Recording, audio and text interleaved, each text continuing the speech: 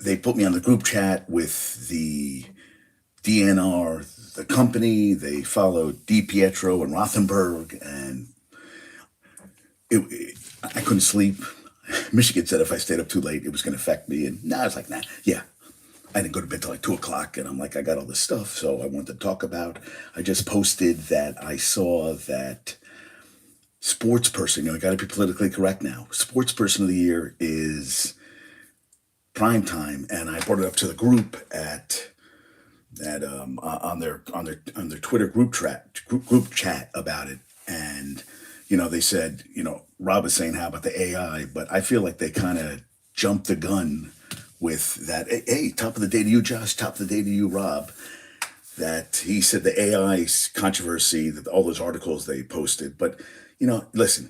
They won one game, 111 last year, 4-8 this year. They finished with a 6-game losing streak. He was a rock star when he came in, and Shadur Sanders made NIL money, all that stuff, brought hype to the school, everything. I mean, that is all positive stuff. Yes.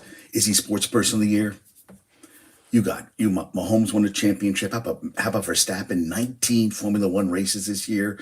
You have Angel Reese, Caitlin Clark had the highest rated, most watched college basketball game for women. That this could propel women's sports to a different stratosphere. I mean, that's just three off the top of my head that I thought about. You have baseball. You have the Rangers going from last to first. And I mean, I'm just thinking off the top of my head right here for the major sports. Jokic with the Nuggets winning a championship. Yeah, so I was like, I mean, these are all things that maybe. So I saw that and I was like, oh, okay, all right, I mean, cool. Now they interestingly enough on their show they posted on the company. Which was like breaking news, because this was breaking news. I saw this earlier this morning about Dion. Top center field prospect Jackson Chourio, 19, and the Brewers are expected to complete today the richest contract ever. 8 years, $80 million guaranteed, close to $80 million, include 2 team options. 19-year-old kid, and I love it. I love it. Now, I feel like you're also locking this kid in, but the thing is, he can get another big contract when he's 27, 20. I mean, he still could go into his 30s. I think a young kid sometimes they want that stability. Maybe his agent say, take it. You never know what happens going forward, but he could outplay the contract too. I mean, $10 million a year isn't a lot of money. He could be 3 years in and outplay his contract, which a young kid can do. But, I mean, smart for the team. Look at the Braves locked up all the young guys, and they could go on a run for a while now. So maybe the Brewers are trying to do the same thing. They lost counsel. Doesn't matter. Let's see what we got going forward. And I don't think it's a bad deal. I don't think it's a bad deal. I think it's an okay move. I'm okay with that. I'm okay with that move. But thank you for that. Yeah, I'll tell you, I never have been in a group chat like this, and these guys just go on and on and on.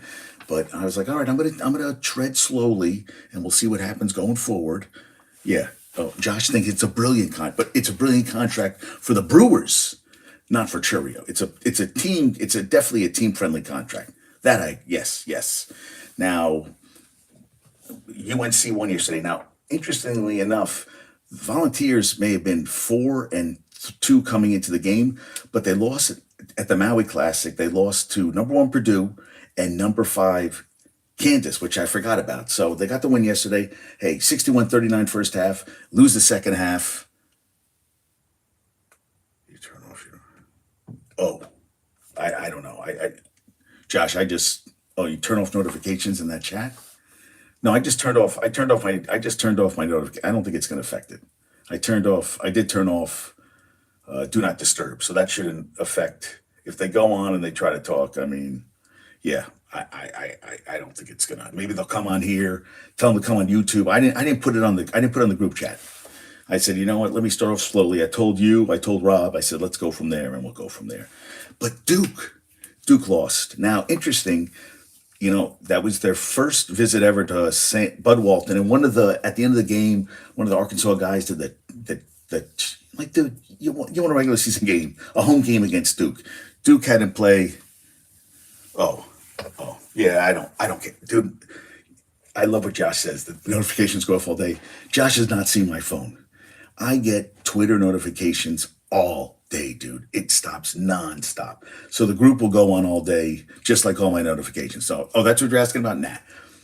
I have that going on all freaking day. So we're good with that. Yeah. Oh, you did? All right, then put the link in, dude. Listen, they can come on and listen. Tell them to come on here and they can come on YouTube, whatever. I mean, I'll see them on there, but if they want to come on and talk, let them come on and talk. That's what I say. Yeah. Good luck. But yeah, Duke lost. That was their first game played in an SEC arena since '92 against Shaq. So they lost. Duke is 5-3. Yeah, I love that. I love that Duke. Yeah, I love that Duke lost to Arkansas. And UVA beat the Aggies 59-47. When you watch Virginia basketball, it's slow as shit. Games are slow, slow, slow. And Tiger's back. First time they went, listen to this. Okay. I saw this and I said, this is interesting to me. Tiger Woods. So the tournament, he hasn't played since April. He's hosting the Hero World Challenge, his tournament in the Bahamas. And he's hoping to be pain free. So this guy, Justin Ray Golf, posted all this stuff. He said, Scotty, I want you to hear how great Tiger Woods is. And I'm not really a golf fan, but I'm a Tiger Woods fan.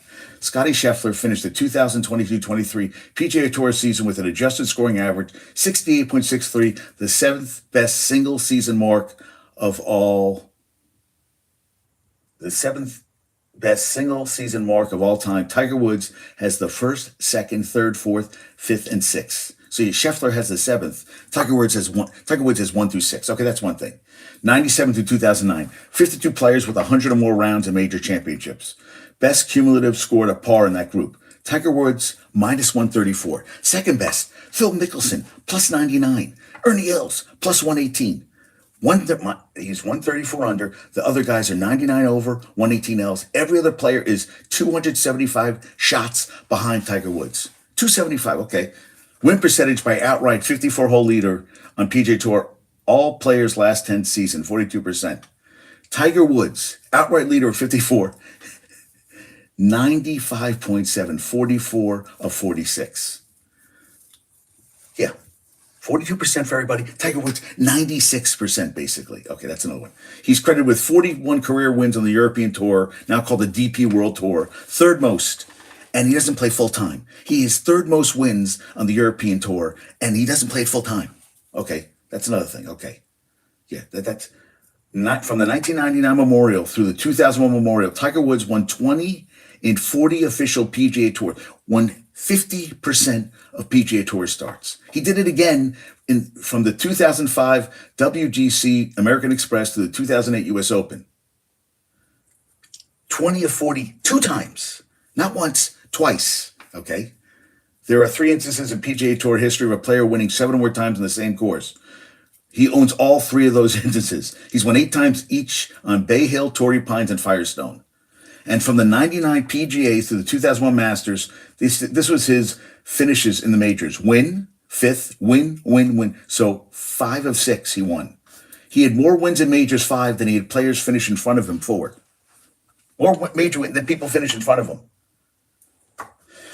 And in that stretch, he had 115.70, basically 116 strokes gained total in those major championships. Second most was David Duval with 56.5. So double it. Did I miss anything? Okay. From 2004 to 2006, he had 1,466 putts from 3 feet in, measured by shot length. He missed 3 out of 1,466. Yeah. And in the last 60 years, there are 3 instances of a player winning 5+ consecutive starts on the PGA Tour. They belong to Tiger Woods. He won 7. He won 6. He won 5. There's only one Tiger Woods, man. I mean, thank you for that. Thank you for that, Justin Ray Golf. I just was like, guys, yeah. I mean, just think what the greatness. That is greatness. Yeah. I mean, yeah. So I needed to say something about it because Tiger Woods playing for the first time in 8 months. I love Tiger Woods. I do. I love him. I mean, he's a hell of a golfer, and I guess I just wanted to put how good he was. I mean, just that blows my mind. Yeah, and Aaron Rodgers, we talked about yesterday with Rob. He's in the 21-day window. I mean, I can't see him playing this year. I just can't. I mean, I can't believe right now. They said he's moving a little slowly. I mean, he has zip on the ball. He threw some nice passes. They videoed him yesterday. But come on, really? You think he's going to play? I mean, honestly, come on. No way. No way. Targets week 16 return.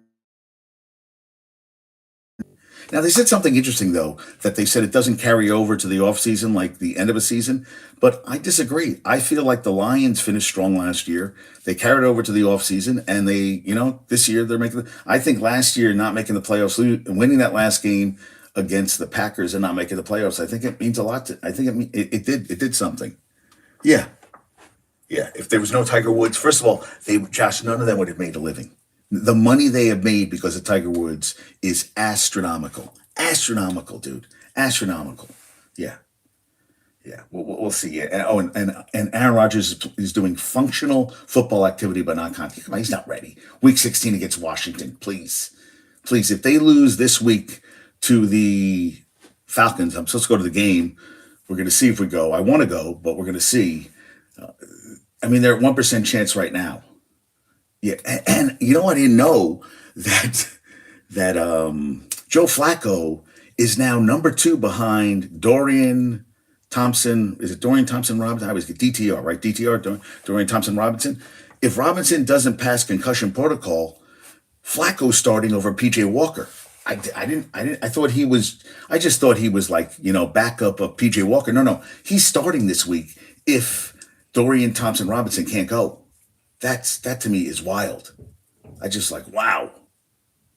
Last year, 1-3, 57% of his passes, 1,051 yards, 5 touchdowns, 3 interceptions. He did lead him to that. They got that comeback against the Browns last year. He's made 180 starts. Rams are a 3.5-point favorite. I mean, I guess we're going to see. So Dane Brugler has Drake May going with the third pick to the Pats. He has Caleb Williams going to Chicago, Marvin Harrison going to Arizona. I guess we're going to see what happens there. And Jeremy Fowler senses is bullshit in my opinion, that the Patriots want to totally reconstruct the quarterback position. They got Mac Jones and Bailey Zappi and Will Grier, who could be playing this week. Who knows if he's going to get some playing time, if he gets all the practice squad. Reconstruct. That whole franchise is a mess right now. I know Rob was saying the defense. That franchise is a fucking shit show. They need so much help. They don't have any. Ramondre Stevenson on offense. They have no. They lost their top receiver who blew out his knee, and they've had all backups since. Nikhil Harry, who was a former first-round pick out of Arizona State, he just got cut from the Vikings. He couldn't even get playing time with Justin Jefferson out. I mean, you're talking about a guy who a couple of years ago they took a first-round pick on. So I guess we're going to see what happens. Yeah, so Bailey Zappi will play this week. I mean, I guess we're going to see. Yeah, I don't know. Drake May, yeah, I don't know. Yeah, Jaden Daniels could go in the top 10. Oh, he thinks he'll go number 7. I guess we'll see what happens there. Yeah, and they said Justin Madubike from the Ravens defensive tackle is going to be one of the biggest free agents this offseason. 27 tackles, 10 sacks, 10 tackles for loss, 21 quarterback hits in 12 games. I guess, yeah, and he's young, so we'll see what happens. And L'Jarius Sneed, Chiefs cornerback, is the guy they said. Oh, yeah. The guy, yeah. I mean, we could go through and see who they passed on every year, and it's like, oof. Yeah, we'll see what happens. Yeah, so they're saying that this also, L'Jarius Sneed, legit football saying he's a guy who's allowed 37 catches on 72 targets, could get some money. Bijan Robinson is going to finally not going to use him as a decoy, 21 touches in his last 2 games after averaging 16. The guy should be, you're paying him to run the fucking ball. Run the ball, man. Good God. I mean, unbelievable. He got every red zone snap in the Week 12 victory over the Saints. Really? It took him this long? Because Arthur Smith sucks. And Achan appears on track to play Sunday against the Commanders. Yeah. Oh, and Chase Brown, Bengals offensive coordinator Brian Callahan says he's going to get Chase. Why not, man? Return from IR. He was great at Illinois last year, over 1,800 yards. I love that. And Cowboys are 9-point favorite over the Seahawks.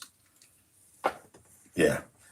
So Seahawks have dropped two straight since week 6, playing shit competition. Basically, Cowboys averaging 36 a game, while Seattle's averaging 17, and Dak Prescott 17 touchdowns last 4 games, while Geno Smith 20 consecutive possessions without leading a touchdown drive, 6 sacks against the Niners gave it to the Niners on Thanksgiving, and the Cowboys offensive line hasn't allowed a sack in the last 3 games. So it looks like Charbonnet is going to get most of the carries because Kenneth Walker III is dealing with a quad. I heard it was an oblique issue. We'll see what happens there. Ooh, so I heard Goddard and Fletcher Cox were playing against the Niners this week, but I still can't believe the Niners are favored over the Eagles. I mean, I'm like, really? But, I mean, I hope they can play. Chris Olave is not going to play with the concussion. They keep everybody out. We'll see what happens there. All right. Yeah, I wanted to see what that was. I was like, all right. See if I missed anything. Yeah. And South Carolina is at number one. South Carolina women is at number 24. UNC today. But Angel Reese is finally playing. And allegedly, coach said that there was an unspecified locker room issue. Missed 4 straight games. Kim Mulkey, unspecified locker room issues. Had to be a fight, right? I mean, I'm thinking that. And then, it's like with Perry, the guy in the Blackhawks, who they cut his contract. There's a wild rumor going on that Perry was hooking up with Connor Bedard's mother. I saw that on, someone sent me that today. I forget who sent me. Oh, I think my cousin Hal sent it to me. I was like, what? That Bedard's mom was hooking up with Perry, and that was the big. But allegedly, something happened with an employee of the team. It wasn't a family member, and it wasn't a player, but somebody that worked with the team. And Angel Reese is now, they're saying, unspecified locker room issues, which I guess you're not going to tell us what really happened there, but something happened, right? I mean, come on. I mean, crazy, yeah. Yeah, and yeah. So Saquon was mic'd up on Sunday, and he was going to give a high five to John Michael Schmitz, who headbutted him in the face. Dude, you don't headbutt your moneymaker. You don't headbutt. And it's, come on, Saquon, it's the face. Stay away from my face. I was like, he said first hit of the day. I thought that was funny. Yeah, hot take, Johnny. I love that one. Shaq Leonard is going to decide this weekend. He met with Jerry Jones with the Eagles. He's going to, take the weekend. We'll see what happens. Jonathan Taylor, 2 to 4 weeks out with a thumb surgery he had. Could be 2 to 4 weeks. They don't know. We'll see what happens on that front. How about this? Quarterbacks with the most drop passes this year. Mahomes has had 29 drop passes. Goff, 25. Stafford, 23. Zach Wilson, Joe Burrow, and Jordan Love, and Dak Prescott, all 21. Zach had a lot of passes dropped. I mean, not that he threw that many passes this year, but interesting how high a number it is. Goff, too, 25. That's a lot of drop passes. Sam Howell leads the NFL in passing yards. He's only 73 yards ahead of C.J. Stroud. How about this? McCaffrey's the leading rusher, 939 through 11 games. Yeah, he's almost, a little 11 touchdowns. Mostert second with 785. And Josh Jacobs, who started really slow, now he's becoming a workhorse. He has 771. Tyreek Hill, 88 catches, 1324, 10 touchdowns. That's a career. That's a season. Keenan Allen, 97, 1,117, 7 touchdowns for the Chargers. I always say San Diego. Because that's where they should be. And the CeeDee Lamb over 1,000, A.J. Brown over 1,000, and DJ Moore over 1,000. But look at the results for those teams compared to Zach. Yeah, and think about that. They're winning. Those teams are winning with Zach. But listen, I think a lot of them too with Zach. Zach doesn't throw a good ball. But it is telling that he has guys that drop. Well, but Lazard dropped a lot of passes this year. I think a lot of guys dropped a lot of passes. Listen, he's not a great quarterback, but it doesn't help when your guys drop the ball. You've had, who's had a lot of drops is Garrett Wilson this year has had a lot of drops. So there's been there's a lot of blame to go around for everybody. Yeah, Najee Harris walks back on earlier comments about Steelers offense. Everything fixable, he said. Everything fixable. Okay, dude. Everything is fixable. Yeah. Everything's fixable. I agree with that. Yeah. Machine Gun Kelly, 500,000 to Kelsey to leave Kansas City for Cleveland. You know he makes over $820,000 a game. I didn't know Machine Gun Kelly was a football fan. I was like, oh, that's 500,000. Why don't you? Yeah. I was like, please. And we were talking about offensive lineman last night, Rob and I. Gabe Jackson, former Raiders, played on a couple teams. 130 games started. He just signed with the Panthers. I mean, you need guys to protect the quarterback, and you're looking after anybody right now. And Max Crosby's swollen knee, holy shit. He's a warrior. And what did I see? Oh, I saw that David Shaw could be a potential candidate as head coach. Listen, love David Shaw. They talked for years that he could be an NFL head coach. I just don't see it. I don't see it. I don't see it. Yeah, no. And Deontay Johnson apologized for lack of effort for his Bengals, which infuriates me when I read shit like this. That's not me, but it was you, dude. That's not me, but it was you, dude. And I'm just like, I can't stand when they don't give effort. You guys are getting paid. There are people who would kill to have your job. It's a privilege, not a right. And yeah, that stuff infuriates me when I read stuff like that. That just pisses me off. Yeah, and interesting. So Eagles, Bills, short week. Niners have 10 days off before, had like a mini bye. They're going to beat the Cowboys later this year, who are also going to be on like a mini bye. And Jake Elliott, hey, man, you kick a 58, 59. What I saw 59-yard field goal. You're my special team player of the week. In the rain, hell yeah. And wow, Shaq Griffin was a guy who was like, had starred all over him, and Texans released him, and they're signing Desmond King, who's been up and down. I just feel like, and Shaq Griffin will be a guy who'll get picked up by somebody. Giants, hey, maybe Giants will pick him up for the rest of the season. You never know on that front. Thank you, Aaron Wilson, for that.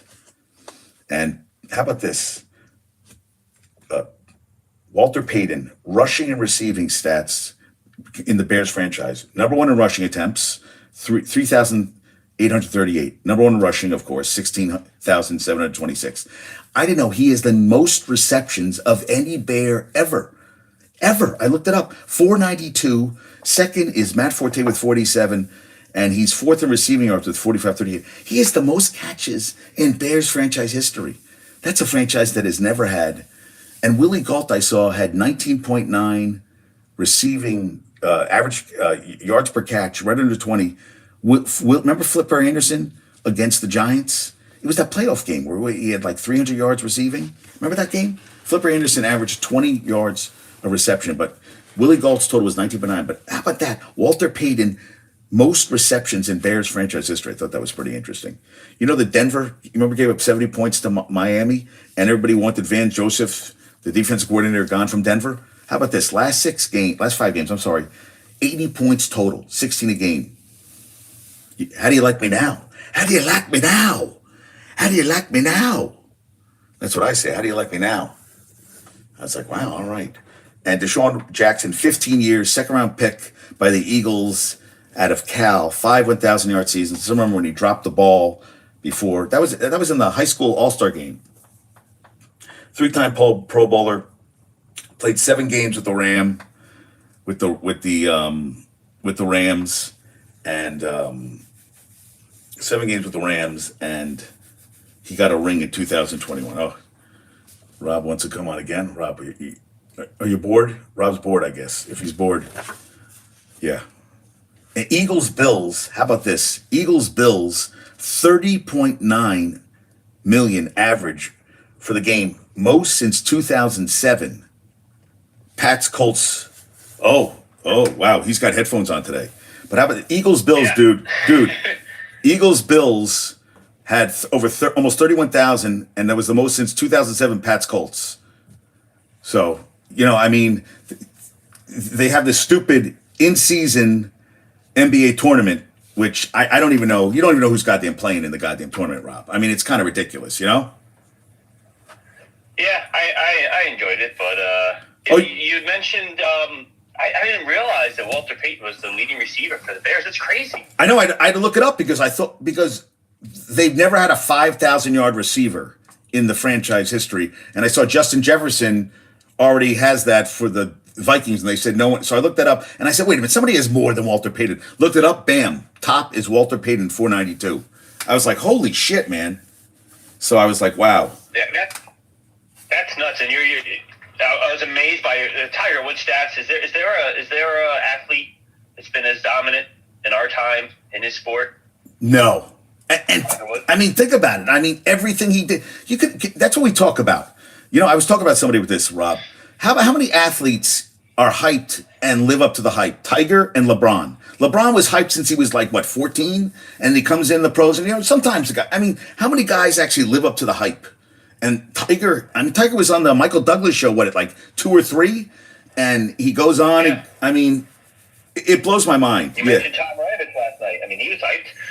He was what? Not to maybe the extent back then it wasn't as big, but yeah, you're right. I mean, Tiger Woods, I'd say outkicked his hype by bounds. I mean, even though as hyped as he was, he never expected what he was. No, never. I mean, totally agree in that front. And the only athletes who were on his, Wayne Gretzky, maybe, I guess not. Maybe just Jerry Rice, as far as his position goes. I mean, the numbers he put up in that time of football. No, but I mean, imagine Jerry Rice today.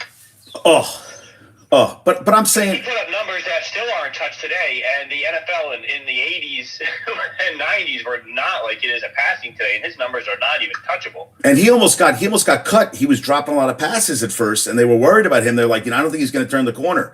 But yeah, I mean, Jerry. But I'm talking about just like guys who, yeah. If you're talking about the greatest, I just mean as far as like the numbers that Tiger Woods put up are just untouchable. Yeah, right. You know, other golfers and Jerry Rice being so far ahead. But yeah, as far as hype goes, I mean, yeah, him and LeBron, the ability to live up to that hype is crazy. But what you're talking about too, it is really impressive. And even Jerry Rice came back and was playing in his 40s for the Seahawks, right? Wasn't he playing? Yeah, he was playing in his 40s and putting up numbers. 42. Yeah. When the Raiders, he was what, 40 years old with the Raiders and 1,000-yard receiving. I mean, it was when they went to Super Bowl. He used to run the hills, I read, and J.J. Stokes said he went to train with him. He couldn't keep up, and they said like Peyton had a hill in his backyard, and he ran up and down the goddamn hill. I mean, there were certain guys that just had that, you know. And then you hear Deontay Johnson goes, "That's not me." You know, I didn't play hard, but that's not me. But it was, you know, it drives me crazy, man. That shit drives me crazy. Yeah, I mean... Jerry Rice, I saw a video of it a little bit. It was a mountain. It wasn't a hill. It was a mountain. Oh, no. Jerry Rice, no, I'm talking... It wasn't just a hill. And no. I saw a little bit. I mean, this is many years ago, but players would try, and players just could not keep up with him. They would. Oh, no. It wasn't a hill. Yeah, I underplayed it. Yeah. No, it was a mountain, but I'm talking... Yeah, I just wanted, because I mean, I saw a video of it. It's like, oh, yeah, I heard hill too. And then I saw it. I was like, oh, yeah, that's not quite, you know, because I pictured a guy running up a hill and kind of like maybe like you would envision a guy running upstairs in a stadium. Right. Like, it's just... Right. Not the stairs are short, but this was I was like, oh yeah, this is a mountain. This isn't a hill. And this is a long distance run. This isn't just a up down. And yeah, it was his work ethic and his being in shape and it was unparalleled. Jerry Rice. Okay, so I'm blanking on his name. He does the coverage on NHL. He played until like he was 45. He won a bunch of rings. He's on with Messier. He just got in the. Did he get in the Hall of Fame like 2 years ago? How come I'm blanking on his name? He's on. He does the coverage of shit. Till he's 45. No, but he's one of the guys on TNT. Their coverage of hockey, and I'm blanking on. I see his face. Yeah, I pretty much watch MSG. So I read about his workouts. What? Who do you play for? He played. Well, I know he played on. I think he won a bunch of. No, that's not him. It's not him. I see his face. That's gonna blank. Maybe Josh always helps me out with this, and I see his face, and I'm like, God damn it! Oh wait, what did he say? Oh, like LeBron did. Yeah, he said like LeBron did. Yeah. So I read about his workouts that he went non-stop. That he, I can't remember his name. No, Eddie Olczyk, not Anson, Lundqvist, Brendan Burke, not Anson Carter. Fuck. Yeah, I can't remember his name. Wait, NHL on TNT. Right, they're on TNT, I think. Or maybe it's ESPN. So it was one of those guys, and his workouts were like you couldn't keep up with him. He actually told a story about the former Red Wings coach. He didn't even get the job. He was supposed to start with the Blue Jackets this year. The coach of the Blue Jackets. He was supposed to get the job this year, and they fired him before the season even started. I read about him, and I read an article about the two of them, and he did not. They had the winter game, and he told them to go in. He goes, "Fuck you!" Like with 2 minutes left, he's like, "Fuck you! I'm not going in." And I love guys like that. I'm always like, "All right, yeah." So I was like, "Yeah." And I don't know. I'm blanking on names, dude. As you get older, you can't remember shit anymore. You're like, Yeah, my memory's shot. Names have always been difficult for me, but with my job and my insomnia the last 3 years, my job, I go from overnights to days. My memory is just not. Yeah. So with the name things, I get you. I lose names all the time. So see, you got cards. What else you got here? You want to cover in sports? So I was going to talk about, what did I talk about? I talked to Deshaun. What do you think about, were you a Deshaun Jackson fan? I wasn't at all. But well, I'm a Giants fan, so that you're going to start bringing up. I'm going to start going to PTSD here with Deshaun Jackson with that punt return. So no, I was not a fan of his, to say the least. At all. No. So I was. Yeah, I mean, obviously he was a skilled player, but I mean the punt return. I mean, oh man. Oh. Yeah. No, not even close. So I was like, it drove me crazy, dude. And I always felt like he, played and then didn't play. Yeah. No, not Darren Payne, Keith Jones, Anson Carter. No, dude. Josh is helping me out. Josh, he won a bunch of championships. I think he won with the Avs with, he played till like he was 45. I'm looking it up right now. It's not Emmerich. It's driving me crazy. Remember we were doing this, who were we doing this the other day? Yesterday we were doing it with, who were we doing this yesterday? The quarterback for the Seahawks, and I'm doing it again already. Oh, God, not Bruno. Browner. Was it? Browner. Yeah. Browner. Browner, yep. Yeah. I can't find the guy. My girlfriend would know, and I'm just blanking on his name. No, not Chelios. Yes, Chris Chelios. Chelios? So Chelios had a workout, Rob, where I think he had he just had all the weights all around, and he would go for like an hour straight, and they said nobody could keep up with him. Like his workout, and he had a problem with the former coach who got all that money. Remember, went to the Leafs for a couple of years. Babcock. So Babcock wanted to put him in. Babcock's good. He was in Detroit. Won a cup with Detroit, didn't he? Yeah, he did. But he went. There was a game. Hometown game for Chelios. He didn't put him in. His kids were at the game. They go, "Dad, why are you not playing?" Then he put him in. He's like, "Fuck you, I'm not going in now." And Babcock was a real dick like that. That's what they talked about. Yeah. Josh always has the names for me. I'm like, dude, I can't remember the Josh goes, "That's why I'm here." So yeah, I was talking about Deshaun Jackson. I was like, I don't really give. Eagles, Bills. Most passing TDs allowed this year. Who do you think's allowed the most passing touchdowns this year? NFL. Who is allowed is a player or a team? Team. I'm going by teams. Most passing touchdowns. I mean, team-wise, defense being bad. NFC East. The Giants is what the Commanders. Obviously, be one too. I would say Giants. Commanders 28th, and listen to this: Eagles second with 23, tied with the Bears. But the Eagles have given up. Yeah. Eagles. Their defense hasn't been the same. They don't have the same pass rush as they did last year. No, they do not. Last year they set the record for sacks. This year they're not up there. No, they're not up there at all. So I thought that was kind of. And Cardinals suck. So I saw Brian Baldinger always puts up good stuff. He puts up film and stuff. So I was like. I followed him, and I love his film. I love his breakdown on Twitter. That's what I love about social media these days. Like back before social media, you used to have to go on to watch NFL matchup in the mornings, early Saturday and Sunday. As a kid, I didn't want to wake up that early to get that good breakdown. Now, I love watching Baldinger's breakdowns on Twitter. I love that. Yeah. So and college football. I know you're not watching, but tomorrow you got Oregon, Washington in the Pac-12 championship. I mean, it's a big game. That's a big game, and I don't know about you, but it pisses me off. So Washington will lose. They won't get into the playoff, even though they beat Oregon during the regular season. I feel like regular season should count for something. It kind of pisses me off that if they lose that game, it's like they're out of the college. Now, next year's 12 teams. It won't matter. But this year, you got 4 teams.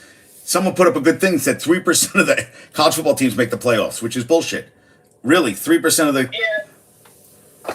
I mean, it's kind of, One good thing about college football, though, is that, like, your games matter so much. Like, we talked last night about Notre Dame, Ohio State. That game was like, if once Notre Dame lost that, it was going to be pretty hard for them to make it. So that it does add that importance to it. You expand it, it does give you the playoffs are better, and you got a better chance of a championship with a team. So maybe more fans stay engaged because of that. But then also, individual games don't matter as much. So it's kind of a catch-22 in a way. But yeah, I mean, what's your thought on Nix, Bo Nix? So I remember at Auburn, I thought he was okay. And now he's playing out of his mind. Now, I think he's 24. I think he came in with Justin Herbert. I mean, he came in with a lot of guys that are out of the NFL. I feel like he's putting up really good numbers. I don't know. I mean, do you take he's going to be an older rookie. What I've seen, he looks pretty goddamn good. But, I mean, NFL, I'm really curious because that's what I read. A guy was going off on a rant that he goes, they're going to take Daniel Jones 2024. They'll take Bo Nix. And I'm like, listen, Bo Nix, Daniel Jones came out of Duke and people heard of him, but he wasn't lighting up. Bo Nix is lighting it up this year. So I don't compare him to that. Yeah, I'm not 100% sold on a lot of these guys. I don't know. I mean, he's playing out of the shotgun. He's throwing the ball a lot. I mean, he has a nice touch.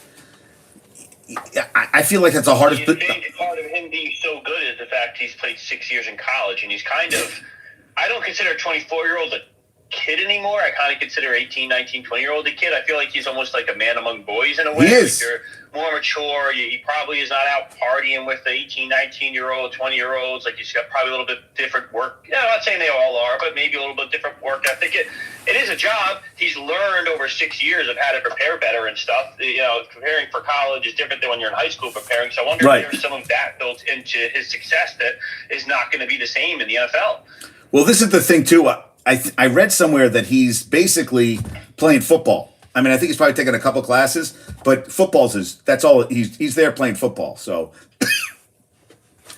I mean, but I hear a big advantage. Not quite the same age difference. I mean, the same age, but you remember Chris Weinke was 28 when he came out. Well, because he went from baseball to football. Right? Remember that? He was. I think it was the Yankees. He was with the Yankees. Oh no! That's the guy from Oklahoma State. Remember that quarterback from the Browns had? He was. That was Josh Brandon Whedon. Right. So. Yeah.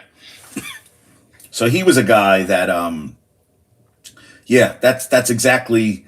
Yeah, you got a point there. I mean, you're 24 years old. You're still playing in college. You're a man among children now. I mean. Yeah. That's why that's why I wonder if he'll drop a little bit because he's been in that same system for how. I mean, when did he transfer? When did he go over to Oregon? This is his second year. Oh, second. Yeah, second year in Oregon. Okay, so he doesn't have the advantage of being in a system for an extended period of time. But he does. He has the coach. I mean, what the hell's the coach of? He's had 2 years with the same coach. Yeah, listen to this. In high school, in Pinson, Alabama, 12,000 total offensive yards, 161 touchdowns. Yeah, he committed to Auburn in January 2018. I mean, dude, that's a long time. He played that is pre-pandemic. There was a different world. Yeah. It's a different world, essentially. You think 2018, oh my God. Yeah, it seems like forever ago. That's crazy. Oh, he's only 23. He'll be 24 in February. I'm sorry. Yeah, well, he's still 23. Okay, yeah, when he's right, yes. I mean, that's 6 months difference. And I think that... even less. Wow, 3 months. But they're keeping kids back a year. They're keeping kids back, so kids are going into college at like 19, 20. There's kids, I feel like they're holding kids back now, too. They're starting them a little later. Some kids. I mean, not every kid. Who do you think wins, Oregon or Washington? That's the thing. You see, Oregon looks great, but they haven't played anybody. They've beaten all shit teams. And Washington hasn't looked as good, but I think they played better teams. I think Oregon's going to beat them because I think, they're pissed off. But I think Washington hasn't looked good. They barely beat. I know it was a rivalry game, but they had to come back. I don't think Penix has looked that great lately. So Oregon should beat them, and then Washington will beat them like 42-3. But yeah, that's what I feel. Oregon should beat them. I do. But that I wanted to ask you. So you're a big Notre Dame fan. When you first got Hartman, you were probably psyched about getting him for the team, right? Yeah, I mean, yeah, he's just, good quarterback. So, and watching him earlier this year was exciting. I watched the first few games and I haven't been able to watch as much lately. But yes, I'm excited. But it's Notre Dame's a team that they're just not that level of. They're not the Alabamas, the Georgias, they're just not going to compete for a championship. Even if they went to playoffs a bunch of the last decade or so, and they lose, they're just not going to win. So yeah, I mean Hartman's good, but it was kind of like, all right, good, we got a good quarterback, but. And you had that running back. What's it? Atime? What's his name? Atime? What's it? Yeah, he's good. Yeah. I mean, that's it. And you know what? Notre Dame turns out offensive linemen like that's their thing. That and tight ends. They're really good. And defensive line. They have a good coach. Offensive line coach is really good. I mean, they turned out a lot of good offensive line. Yeah, you got that kid Alt's son is going to be a top 10 draft pick. Yeah. So I saw I think I saw yesterday and. There's all these mock drafts have them going like fifth or something like that. So, I mean, and there's a tight end. Looks really good. I'm so bad with names, but running backs. They have some talent. Defensive line. They turn out players in the NFL. But and Hartman, I like him. He's good. But it's just I don't think he's going to do anything in the NFL. I think he could be a backup. I mean, but I don't know if he'll do much in the pros. Maybe go to CFL and see what he can do there. But I was gonna ask you. You heard you know who Riley Leonard is, the quarterback for Duke, got injured this year. I think when they beat Clemson, he played great this year. Well, they said that he's going to the transfer portal. He said that's a guy that Notre Dame wants. They want this kid Riley, and he's a mobile quarterback with a cannon arm, but he's been injured a lot. But and I like your coach. It'd be great, but. My expectation is top 20 team every year. Top 20 team. If we get in some sort of streak, maybe get next year they'll probably could make the playoffs, but you go against the top competition. But I mean, I think I expect them to be good. They recruit well, and they but I just never going to. I don't foresee them winning a championship. No. I mean, no, I hear you. They're just a tick below all the best teams. Now, did you hear that? Did you hear this from Matt Rule? Matt Rule's a Nebraska coach. He said transfer quarterbacks, 5-star quarterbacks, 7 figures annually. He said, this guy Sam McCowan, I saw this tweet. A good quarterback, Rule said, in the portal will get between $1 and $2 million in NIL money. And I said that's probably low with some schools. I think if you can they wanted to give to his brother. He got offered $2 million last year to leave Maryland. They wanted him that bad. Good for them. I saw this as you may somebody. I forget who was talking about it. They're saying with Caleb Williams, and they said no, he's not going to do it. But if it gives college players, top potential picks, an opportunity to turn down being drafted if they know that, let's say, San Diego, what did I do with San Diego? He didn't want to play there, and instead of just forcing their way out, which maybe a team doesn't listen to them and drafts them anyway, gives them a chance to say, all right, fine, I don't want to go to San Diego, go back to the draft and go back to college and still make the good money and not have to worry about, where if he, prior to NIL, he would be stuck, pretty much going if he wanted to make money or go back to college and make nothing. So it gives them another kind of, gives them an option. And it could force teams to actually become better organizations, even though you have good organizations that sometimes just don't win and end up first in the draft. But they're good organizations. They just make a couple bad decisions versus you get teams like San Diego, which are just not good organizations in general. It may force them to become better organizations to make themselves more attractive to these top picks, so that they don't go back to college because they can make 1, 2. I saw Caleb Williams is making more money this year than Jamar Chase. Oh yeah, I can see that. And that's another thing. Yeah, I mean, because Chase is on his rookie contract still. I mean, yep. Isn't it crazy? And I worry about Caleb Williams. I don't know if I worry about him. I think I worry about his maturity. There's something about him that I find could be diva-esque already. Like this year, I thought that. Well, yeah. I mean, we don't have any diva quarterbacks in New York. So, No, I mean, I don't think having one in New York. Did you see the video? Quarterbacks in New York are pretty mild, and they stay below the radar. And so if you bring in Caleb Williams, for the Giants, it wouldn't, Listen, he can ball, man. He can ball. He can ball. Well, you're not going to get. You're not. I'm intrigued by Daniels and LSU. I haven't seen much about not Caleb Williams, the other guy, the other top pick. Drake May. They're projected. Drake May. Drake May. Thank you. I haven't seen a lot. I mean, obviously there's a lot out there about him, but I haven't watched any of his games. I've seen Caleb Williams a little bit, but I talk about this with the fellow Giants fans. I'm not. There's only two quarterbacks in the NFL that are top picks that are on good that are really good right now. Trevor Lawrence and Joe Burrow. Otherwise, you can go through the list of top quarterbacks and where they were drafted, and it's not right. Rodgers and Mahomes and Hurts. So I get some Giants fans are upset they won last week because they're not losing games. That drives me crazy. Pat, forget me on that train. Pass on that all day long. If you're a good organization, if you scout well and you coach up your players and you surround that quarterback with talent, that is more important to me than your draft position. Yes. So I'm looking up Jaden Daniels started at Arizona State. Thank you. He started at Arizona. 2019, he threw for 29, 43, 17 touchdowns, 2 interceptions. Then he got hurt the next year. Say 17 and 2? 17 and 2 touchdowns. Then next year only played 4 games. Then 21, he started 13. He went 10 touchdowns, 10 interceptions.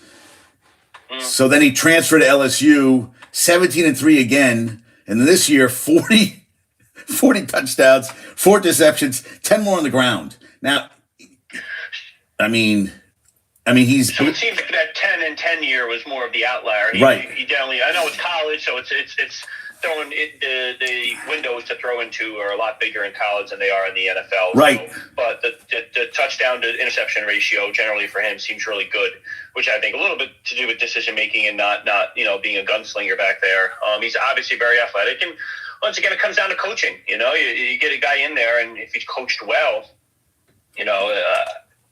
But talent, hopefully, he can produce everyone. I mean, you get guys with talent that don't pan out, but Rob, won't people say the same thing about Jones? Jones, I mean, has a cannon for an arm, can run the ball. He showed signs last year. I mean, I feel like got injured this year. I also get nervous about you quarterbacks running too much because every time they run, it's another hit, and another hit means they could be out for and he did. It was a non-contact, right? I mean, he just went back and his knee buckled. That was it this year, right? With Daniel. Yeah, well, I think it comes down to being smart. I mean, you can look at guys like Russell Wilson who get down. Aaron Rodgers was not super fast, but when he was younger, he was mobile. He got down. Patrick Mahomes took a couple hits, but now he gets down. You can be athletic. If you get yourself down and you don't get hit, you take the yards. Daniel Jones did it last year where he did not really take many hits. He got himself down, got himself out of bounds. Athletic can be fine. Lamar Jackson doesn't really take big hits. He's one of those guys that is just so elusive. Like Barry Sanders never took big hits because he was able to get himself right in a position because he's so athletic to where a defender can never get a good shot at him. I feel like Lamar Jackson's that way. So Emmitt Smith, guys are very good about Emmitt Smith in the position to take the big hit, and some guys are good at getting down. So if the guys are good at getting down, then the fact they run is okay. You just they've got to be smart and know that the NFL is not college, and you can't outrun every athlete. So get the yards you can, get down. So Emmitt Smith, same thing. And how did Eli? Oh, that's all. And that's the thing you made me think about. What do you think about? Do you think the turfs at MetLife? I mean, they've had a lot of players have season-ending injury. Gotta be. I wasn't on board of that, but there's got to be something with it. It's the Jets and the Giants. I just being that it's both teams. I mean, that point, you got to figure there's something to it, right? Right. So that's what I feel. I'm so ashamed of this stadium. I am ashamed of this stadium. Well, it looks like a prison. It looks like a prison. It's just an ugly stadium. Yep. I went to a number of games. My aunt married into a family that had Giant season tickets since the 1950s, and I started going to several games a year starting in '07. I went to the first home game against Green Bay. We got blown out. I started going to 2 or 3 games. I actually even went to Eli's first home start against Atlanta in '05. And I went to a number of games, and then when they had great tickets in I forget which end zone. It was corner of one of the end zones, about 25 rows or 20 rows up. The first 2 seats, the end of the aisle, great seats. When they got the PSLs, they couldn't afford the PSLs. They did because they were just, I think it was $20,000. Oh yeah, $20,000. Oh yeah, for PSL. So they lost. Their family had tickets in the 50s, and they lost their seats.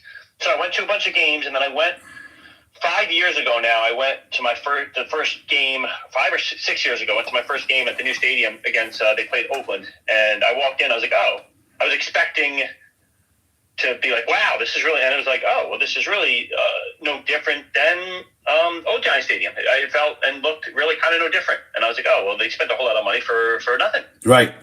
I liked the Old Giant Stadium better. I did. I liked it better. Yeah. I just. And you know what? Something that's not talked about that I think happened too with the Old Giant Stadium. You had a lot of families that had tickets for a while, and with the new stadium, tickets became so expensive. You get a lot of like corporate people. Without a doubt. A lot of blue collar people that Giants games are their extra thing they do. It's they don't go on lavish vacations or whatever. So it's it's a passion for them. And it's their getaway from work and the grind of life. And I don't think the stadium's as loud as it used to be. I know the Jets were for Aaron Rodgers, but in general, I don't think the Giants Stadium gets as loud as it used to be. I totally agree. Not as raucous of a crowd. No, it's much more corporate. We had tickets. We went to a Jets-Pats game. It was all Pats fans around us. All Pats fans. There was like no... I was just like, that pissed me off that how many Patriot fans there were. Yeah, it doesn't get as loud. You want to be in a stadium that's like rocking and... Yeah, I think there's a lot more money and people who can afford this shit. I was telling Yankee game. We went to a Yankee game. I went with my buddy. I went with my girlfriend, me, my friend, his wife's daughter. $800 for 5 tickets. $1, maybe even $160 a ticket. And that was just getting in the door. And then it was food. So we spent over $1,000. It was just crazy. You spend to see a regular season game. It's not. You're talking about regular season. Yeah, it's nuts. I live up a little bit upstate, and the Yankees, I think it's single A ball, Hudson Valley Renegades play up here.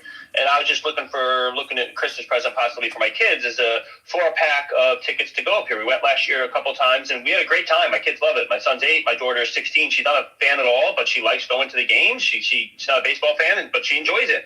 So I was looking at a 4-pack for a 6 game, and they throw in a bonus opening day tickets. So it's 4 tickets essentially for 7 games, including parking. And there's $342. $342 for 4 tickets for 7 games. And I know it's minor league, but they do stuff between every innings. They have mascots walking around for the kids, and it's a ton of fun. And I'm like, it's not the quality of base. It's not the same. You're not getting, right, Garrett Cole out there, but it's fun. It's fun. It's easy to get into. It's easy out. It's close. I'm like, for $342 for 7 games for 4 tickets. Oh versus, yeah. That's not even. $500? You'd spend that. You couldn't even. You literally, if you want to sit anywhere good, you got to spend $100. And next year it's going to be $200 a ticket. It'll be so you got to spend $200 a ticket just to go. And it was a regular season game. My girlfriend gets tickets for. She gets her cousin has had Ranger tickets in the family for 50-something years, and I don't even know how much it is a game. It's a lot of money. We're going to see him play Connor McDavid December 22nd. So yeah, awesome. I know I'm really psyched. So she's a huge Ranger fan. She had her first season tickets, Rob, were 94. She went to every game that season. She said she just sat there after the game and just was like, it was her first. She went to every single game that season. I was like, and I had Jet. Yeah. So I had Jet season tickets in '89. Browning Nagel played that year. It was $200 for the season, $25 a game. $25 a game. Isn't that crazy? Now it's season tickets were, I think it was. The season tickets ended when the Giants sold. Giants built the new stadium, which was in their last home game was what 08. That was our last, the 08 season. I went to the last Giants home game there. It was against Carolina to win the first seed in the playoffs, and last year they lost to the Eagles. That was the Plaxico year, and I got a ticket for I think 125 or something Right. for per seat, or maybe, but she was lower bowl. Like I said, it was field level, 20 rows up. Now there's no 125 is top of the stadium. If not, you may pay more. I don't know. I don't go to football games anymore. It's too expensive, and getting in and out of the stadium, it's not worth that stadium. Like, Oh, that's torture. I'll go tailgate for a game and then come home. But no, I'm not. I will go to another game at some point, but I'm not going regularly. Before then, I went two times a season at least. Now I'm not doing 2 times a season. You're nuts. And it's, what's it, 50 bucks to even get in the stadium now, to park. Yep. Yeah. So you're spending now it's pretty much half what it was for me to get into the game is what just half for the parking. That's yeah. So, okay, so you talk about everything, how much money you spend inside the stadium. oh, come on, Rob. Come on. I mean, it's A beer? see, I don't drink, but yeah, it's what, 20 a beer?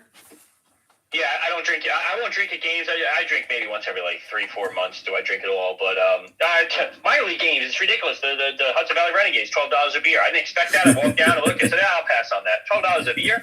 Minor league game too? No, I'm good. Yeah, I don't like beer that much. I don't eat. We're not gonna Frank the Tank it tonight. We're no Frank in the Tank. Oh, I got average. Beer, but it's just all it does these days is make me tired and want to sleep. So. Dude, you're getting older now. You're getting older now. Yeah. Oh, so what? So this is what else did I want to? So here, listen to this. There's a kid at Utah State. So I look him up because they said this kid Levi Williams, the quarterback, is not returning for next year. He's applying to become a Navy SEAL training. So I looked up his stats. I'm like, dude, the guy played. He threw for 294 yards this year. I looked even last year. I'm like, so this was a story about a backup quarterback, which admirable. Listen, Navy SEALs, I'm all for it. All for Navy SEAL stuff. So, but I'm like, really? Have you ever? I've read a ton about the Navy SEALs. Their training is Out of control. Absolutely insane. Insane. What they do in buds in order to become a Navy SEAL. I mean, good luck with this guy. If that is a mental toughness beyond. Right. We're talking about like Jerry Rice with his type of running. Like that's the type of mental toughness you need. They push those guys to the absolute mental limit. It is like. That's admirable to even get into it. I read there's books on like the Buds class is a book they do that runs and follows the entire Buds. Buds is the name of the basic is their training courses. Not training. They're how they weed out the people. Right. That and it's good luck to him. I couldn't make through the first day. I couldn't make it through that.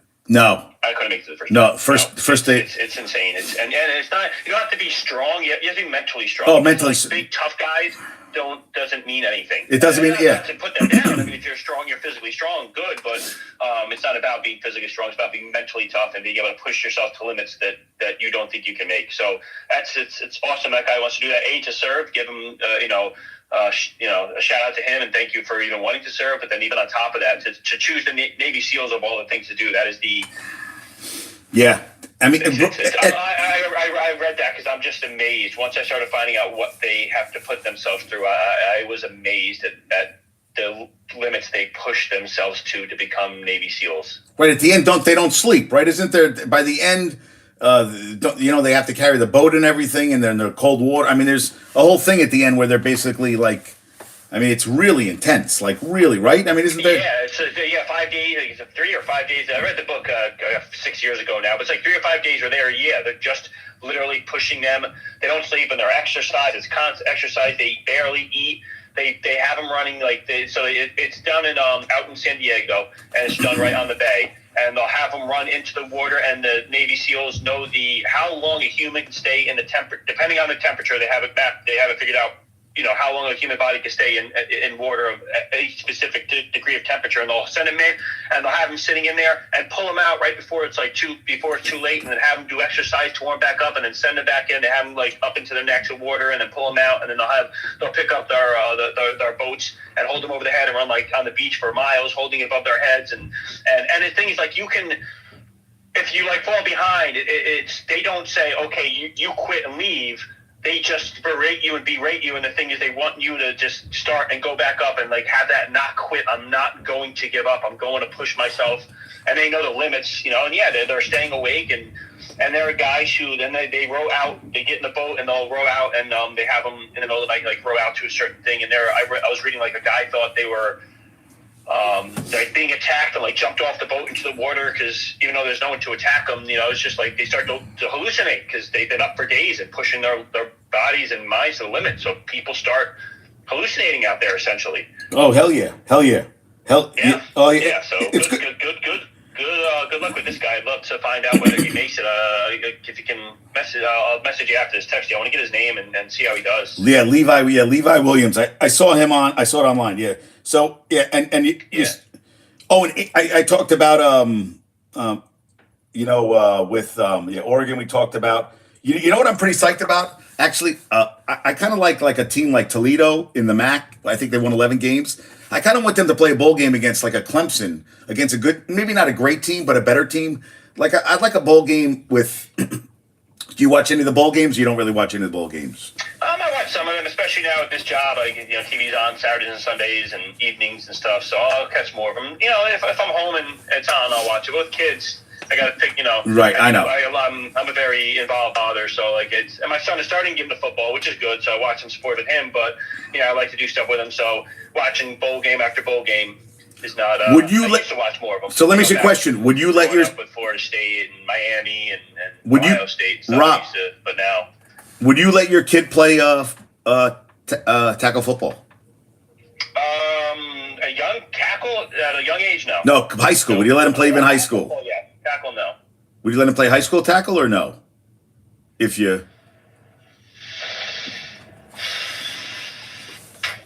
That's tough. I mean, I love the sport, but I do. I lean towards no. It's just the thing is like the more we learn, and I think in general in society we have this idea that okay, we kind of know everything about. Not about everything, but 20 years ago, I was just reading, as mentioned last night, reading the book Once a Giant. The thought was 20 years ago that one concussion, you have one, a second one didn't add any, wasn't any worse. Just when you get your second, having the first didn't make the second any worse. Now we're learning that. Well, in 20 years from now, what are we going to learn about concussions? Like, what are we going to learn that we didn't know now?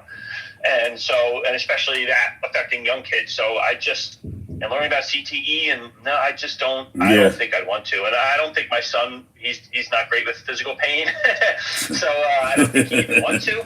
I'd like him to play right field because there's no contact and there's guaranteed contract in baseball, and so when he makes his millions, I can then retire. And I like that idea. So I like to steer him towards baseball because it's guaranteed and no contact, and so all right, okay. But no, I don't think I'd let him play football. I know his mom really wouldn't want him to. She wouldn't want him to? So yeah. So I think I'd lean him, basketball, cool. If they do flag football, cool. But tackle, because, it's also like he's not going to be educated enough. I think 18-year-old, 17-year-old, 16, 15-year, you're not looking long-term enough. You don't realize. Reckless abandon. Yeah. Yeah, so I wanted. So you talk about like Toledo in college football, and earlier talking about the expansion next year. I think that's one good thing about college football next year is you're going to get your teams. Maybe not Toledo this year, but you'll get your teams, your Boise States of 5 years ago or so that are going to get the chance to go into these bowls. It's not going to be anymore like Boise State looks good, but they didn't really play a lot of people, so maybe we don't put them in as they used to do, or sometimes they didn't make it, sometimes they didn't, but. You're not going to have those. You will have those mid-conference teams that don't play top competitions much, but look really good. They'll have the chance to make it, and then really find out whether they're as good as their record says. Yeah, I like that. I like that. Like Ohio. Listen, I'm not an Ohio State fan, but I'm kind of curious. After losing a big game, not making the conference championship game, to go see them play, they'll come in with a chip on their shoulder. Come tournament time. Playoff time, and you never know. I mean, I don't want them winning, but think about it. Michigan and Ohio State, they're both ranked in the top 4 right now, and they played, and so now over how many years the loser of that, if they're ranked there, was not in consideration pretty much for a championship. Right, now, that was it. They could play each other, or next year they could play each other, be close, lose. Could you imagine a Michigan Ohio State championship game? How nuts that would be! Yeah, exactly. Yeah, you really weren't going to ever get that because they're always going to play at the end of the year. Every year they're always going to play at the end of the year, and one of them would pretty much get eliminated. Now you could. That would be insane. And Auburn, Alabama, those type of rivalries could now end up being a championship game. It would add to the lore of those two. That rivalry would add. Because now, when that does happen, does that team then have kind of like a little bit of bragging rights over the other? Yeah, you might have won a bunch of games, but we got you in the championship. And then all the hoopla leading up to it, with all these great college rivalries that we have. Could you imagine Florida State, back in the day, the Miami-Florida State rivalry, which was so big, back in the late 80s and stuff. Imagine if they had met in the championship, Exactly, right?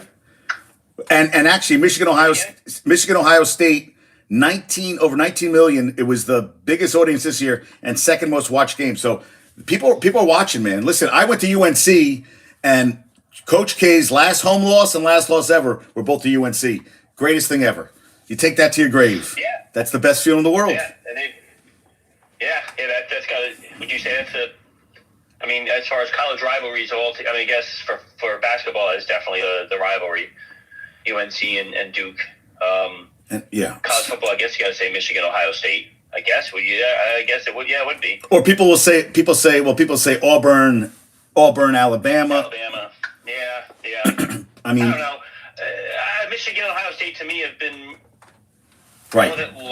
Both teams being good longer. I think it was my lifetime, because Auburn for a while wasn't. Alabama wasn't until Saban got there. I guess in the late '80s a little bit, but it was a long gap there. Alabama until he got there wasn't as good. No, they were not as good. They had Auburn years. Was really for a short time. It was a rivalry, but they weren't as good. They were good there for a little bit, but they haven't been competing for a championship as much. Where I think Michigan, Ohio State generally have been good together at the same time more often. In my time, from my recollection, maybe I'm wrong, but hey, I was going to get on the chat about it. Spoelstra's getting divorced from his wife, so maybe he wants to change the scenery. Maybe he should come up and take over your Knicks. That would be great. I don't see that, man. Boy, that the Miami ownership is just so good to the coaches over there. They gave part ownership to Pat Riley, so getting divorced from his wife, I'm sure. I don't know the rates, but I can't imagine the. Marriage rate's only 50% anyway, but I got to imagine for coaching. Oh, it's got to be 5%. They're not around. They're not around. Yeah. They're married to their job. Yeah, and that's why that's what you love about Tibbs. Tibbs is never. I don't think he even has a girlfriend. I don't think he has been a bachelor forever. I think he loves the life. He goes home and he probably puts a microwave meal in and sits down and watches more basketball. I could see him being like, you bother me. Get away from me. yeah. He doesn't look like he'd be good. He's always got a sourpuss look on his face, and guy never looks happy. At least Spoelstra at times seems like he's happy. I can't ever remember. You never see. He did looking happy. No, ever. Always looks upset. Always looks just like he might like a curmudgeon would be the word I'd use for him. Yeah. Did you watch any? So I watched UNC last night. I was following the Magic won 8 in a row, and they look good. They're in the playing tournament, right? Are they in the playing tournament? I think so. I believe so. Look at you. Yeah, no. Celtics, Pacers, Knicks, Bucks. Okay, it's the Pacers with the team I was in. Yeah. Halliburton is having a hell of a year so shit is he having a year. And they're scoring a ton of points. Like 11.9 assists or something a game? Yeah. He's having crazy. Looking at I saw last night in comparison to Steve Nash numbers when Nash won the MVP. I don't know if Steve necessarily should have won it, but no, Nash shouldn't have won it. Come on. Yeah.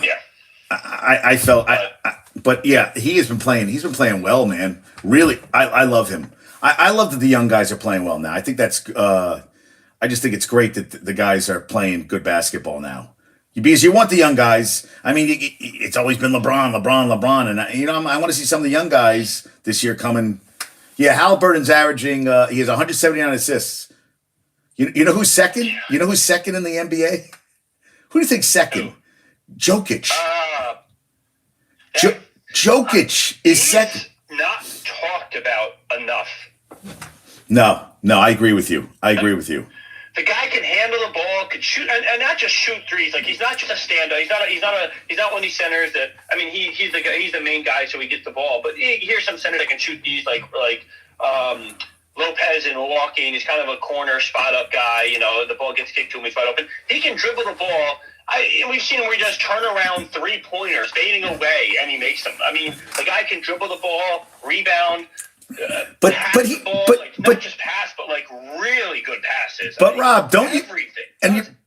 But you look at him and you're like, he looks kind of like a schlub. He looks like sometimes looks like he's like a little tired and just goes down and like zips it, and you're just like, good God, he is amazing. He had a triple-double again last night. He he makes the game look easy. Yes, guys that makes it look effortless. Like Doncic. Did you see Doncic the other night? He was getting a rebound against Dylan Brooks and is talking shit to him as he gets the rebound. He's saying Dylan Brooks as he's running down the court. The only thing I can't stand, Rob, is the flopping. The flopping has got Doncic. These guys flop like it drives me. Like that's why I can't watch soccer. I mean, they get touched. They're like, I'm like, yeah, that I don't. I watch the World Cup. That's all I watch in soccer. When the World Cup comes on, I love it. And but yeah, it's I don't like the flopping. They had the rule. They have a rule now but I haven't seen the flopping called as much. I know early on it was. They were trying to emphasize it. Hasn't been, I don't think, called as much the flopping rule this year. Yes. But yeah, I can't stand that. Like that wasn't. I can't. I'm loving soccer either. Well, we're talking about the Sports Illustrated. For athlete of the year with Deion Sanders. I mean,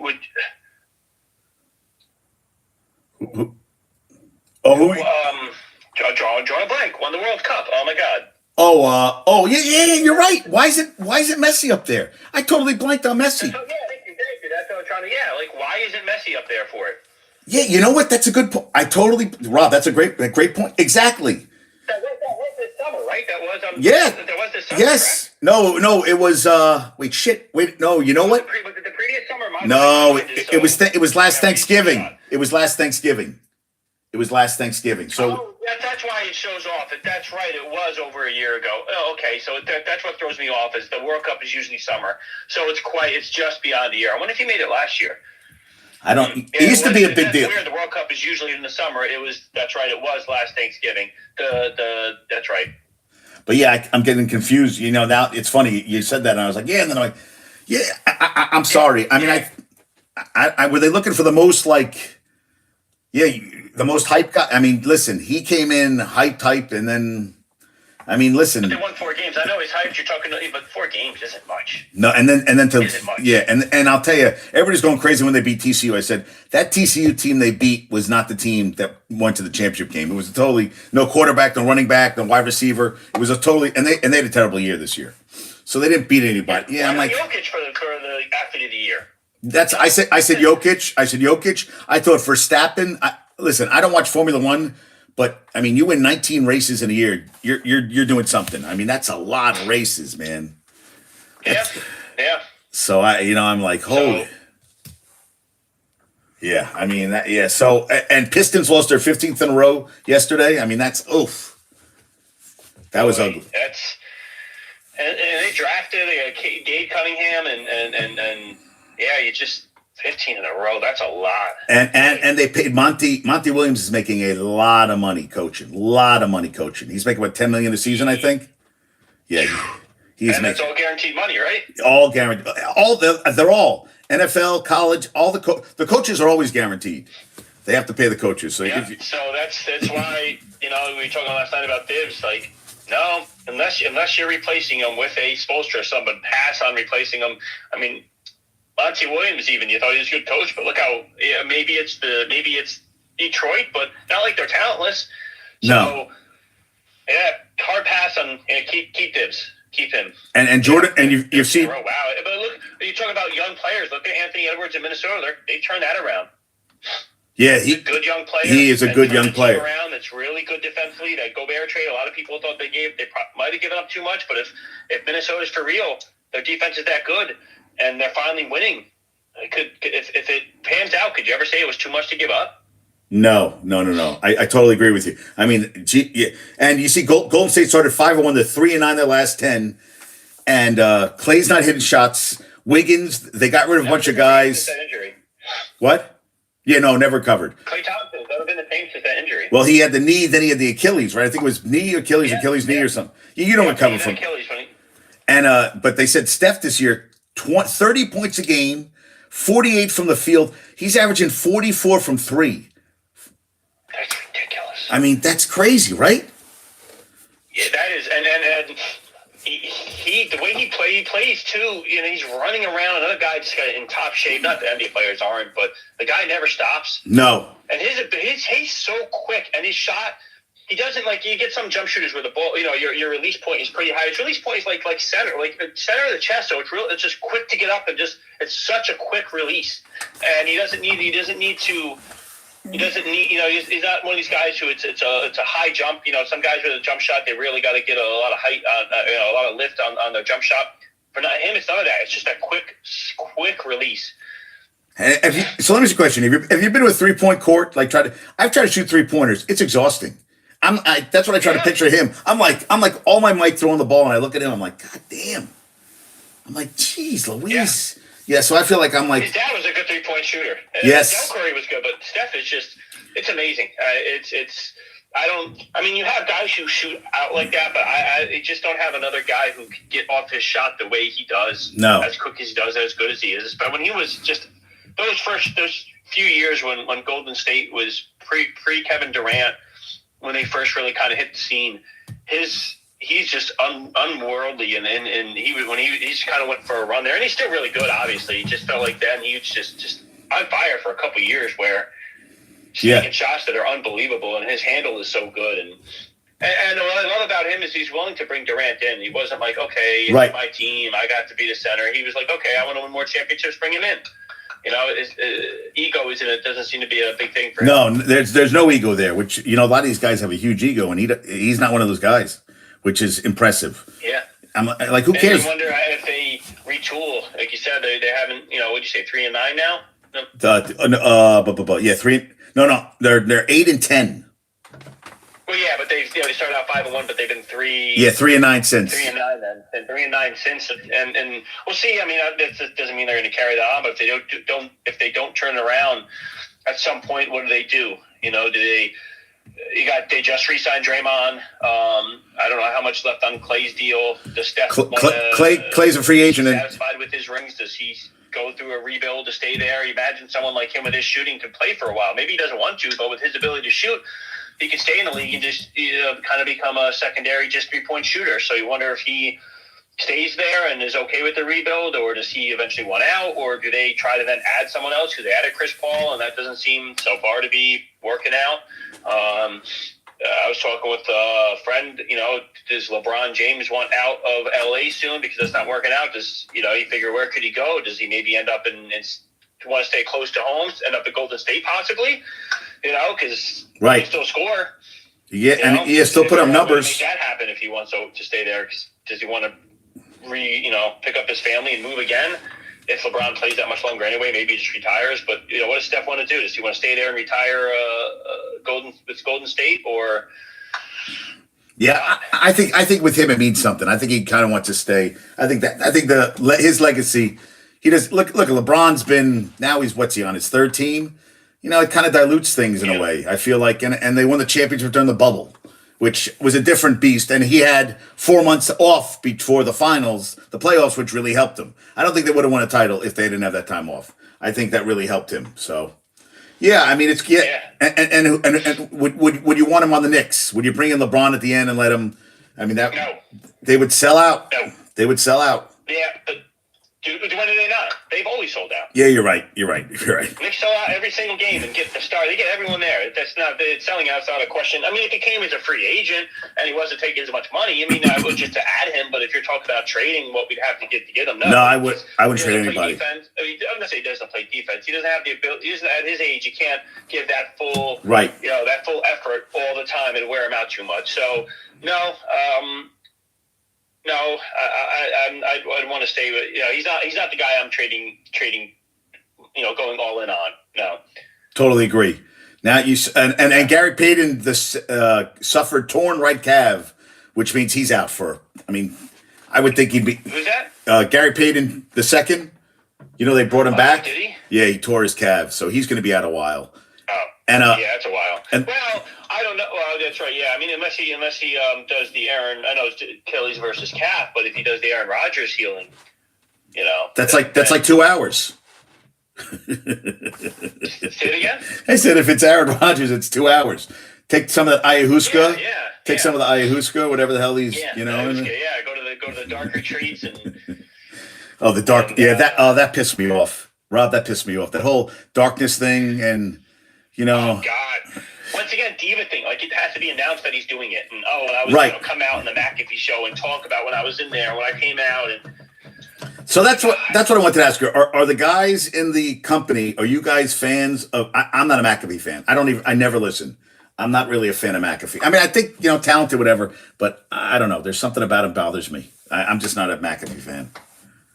Yeah, I don't mind him. I mean, I don't go nuts for him. I mean, most of us there are pretty hardcore ESPN guys. We love during. I think what McAfee's on in the early afternoon. Right. Bart Hahn. So we're and they come on at 12, and we're big Bart Hahn fans. So most of us listen to Bart Hahn and ESPN New York.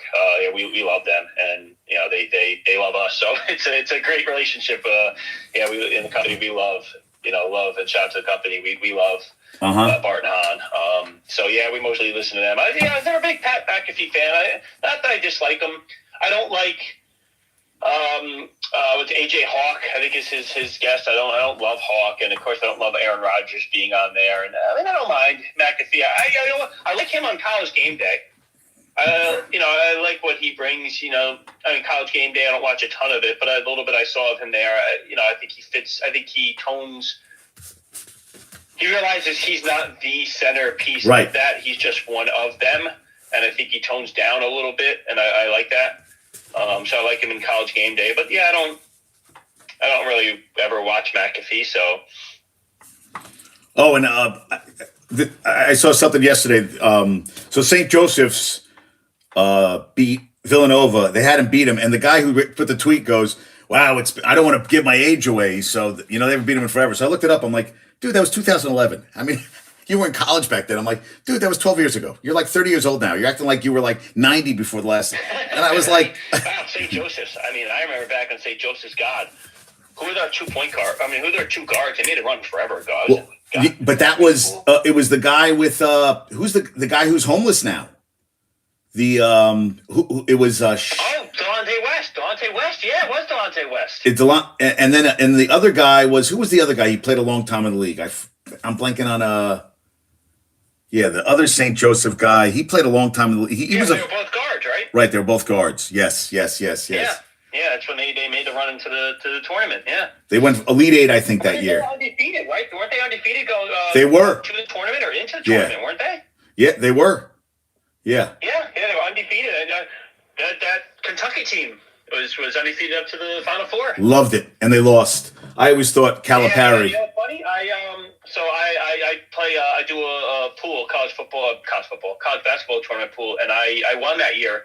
And then once they lost, I had them going to the championship, and the person I was going up against at that point in our pool was had Wisconsin. All I needed was Duke to win, and Duke won, and I used that money to go see Billy Joel for the first time. I'm a huge Billy Joel fan. And so that I'm a Kentucky. I like Kentucky. My uncle was a big Kentucky fan because he went there. So I like them. I mean, and so I was excited for them to being undefeated and really thought they lost to Wisconsin and Frank Kaminsky and I thought they'd win that game. But even though they lost, it got me. I still ended up winning a good amount of money, so I was all right with that. How was the concert? Say again? How was the concert? Oh, unbelievable! Billy Joel puts on a heck of a show. He's got so many hits. I mean, I'm a fan of his anyway. I mean, so it's not like one of these people that have a lot of hits, and I don't, I'm okay with them. I loved it, and it came at a time it was really needed. My in life needed something like that, and I'm actually going to give me a Christmas present to my kids. My son's 8, and he really likes Billy Joel. He's never been to a concert. Billy Joel, he does a residency at Madison Square Garden. He's ending that this summer. So my son's been asking to go. So and my daughter, I took her. She's 16. I took her to Billy Joel about a year ago, Thanksgiving last year. And she loved it. And she loves concerts, and so do I. So for Christmas present, I bought them tickets. We're going January 18th, I think it is. That's going to be their Christmas present. We're going again. He puts on a phenomenal show. Really does. Wow. So it's Jameer Nelson. That was the other. Yeah, Jameer Nelson. Yep. So Jameer Nelson was the point guard. Delonte West was the shooting guard for that. Yes. Yeah, Jameer Nelson was 5'11", right? Wasn't he 5'11", something like that? 6. It says 6. It says 6 here, but yeah, probably 5'11". It says 6 here. Yeah. Yeah, Jameer Nelson. Delonte West. God, he's on the streets. They said he was hooking up. He was dating. He was hooking up with LeBron's mom. LeBron's mom, right? Wasn't that? Yeah, you're just talking about the player for the hockey player that was what's his name? Connor Bedard. Rumors that he was hooking up with Bedard's mom. Right. And Zach Wilson hooking up with his friend's mom. What's all these young guys hooking up with the older women? Not that there's anything wrong with that. It's just interesting. It's Zach Wilson, like Zach Wilson. Zach Wilson likes the. Zach Wilson likes the. Oh, and so yesterday I saw that. So they gave the Reds gave their reliever, what the hell's his name, Emilio Pagan. They gave him 2 years, $16 million. So he was the highest paid Red this season. Well, now they just signed Nick Martinez for 2 years, $26 million. I thought $26 million. Yeah. So can you imagine $13 million? You're the highest paid player on the Reds. Remember what the Reds GM said? Was it the GM or the owner last year? Said that a reporter asked them about not being good, and he said, "Well, we're the only team in town for baseball." Right. And everyone got on them, and then they ended up being, relatively good for what they were supposed to be. Right. They were. Yeah, they were relatively good, but yeah. Yeah, and everyone thought they'd be bad, which is interesting. Yeah. So we'll see what what else did I see? Oh, Juan Soto. So the Padres want their high-end young talent, which, I mean, who are you giving up? The Yankees aren't going to be that dumb. So and everybody's saying everybody should go through Cody Bellinger, who has had one good year after having a lot of bad years. I get nervous about giving that guy like a 5-6 year deal because that turns into, I don't like guys that are too, I want guys that are going to He played the entire year in Chicago last year. Yes, right? he did. I think he should stay there. I think if he's smart counsel. Yeah. Yep, and the fact that Chicago fans, the Cubs fans, no matter what, they support and they love you and they cheer you on. If he comes here and doesn't start performing well, he's going to get the boos. And with how he played prior to Chicago, after he fell off, I don't know if he doesn't return back to that. I don't think the Yankees, I know the Yankees are in talks. I don't want to say they're intentionally doing it. I'm not going to say they're intentionally doing this. I think they're not going to be willing to give up too many prospects because I know they're going to spend some money. They're in on some players, but they're not going to be the George Steinbrenner. They're not going to be those Yankees where they're just going to spend this. It's just outspend anyone. And if they if they trade away their young talent to get Soto, and then they're not willing to just go all out with spending, how are they going to make up that gap? Because Soto doesn't put them over the edge. No, he doesn't. So they have to still make up that gap. They need pitching. You need pitching. They don't have enough pitching. And if they give up young pitching, and I wonder, the Yankees don't have a top farm system. If you're San Diego,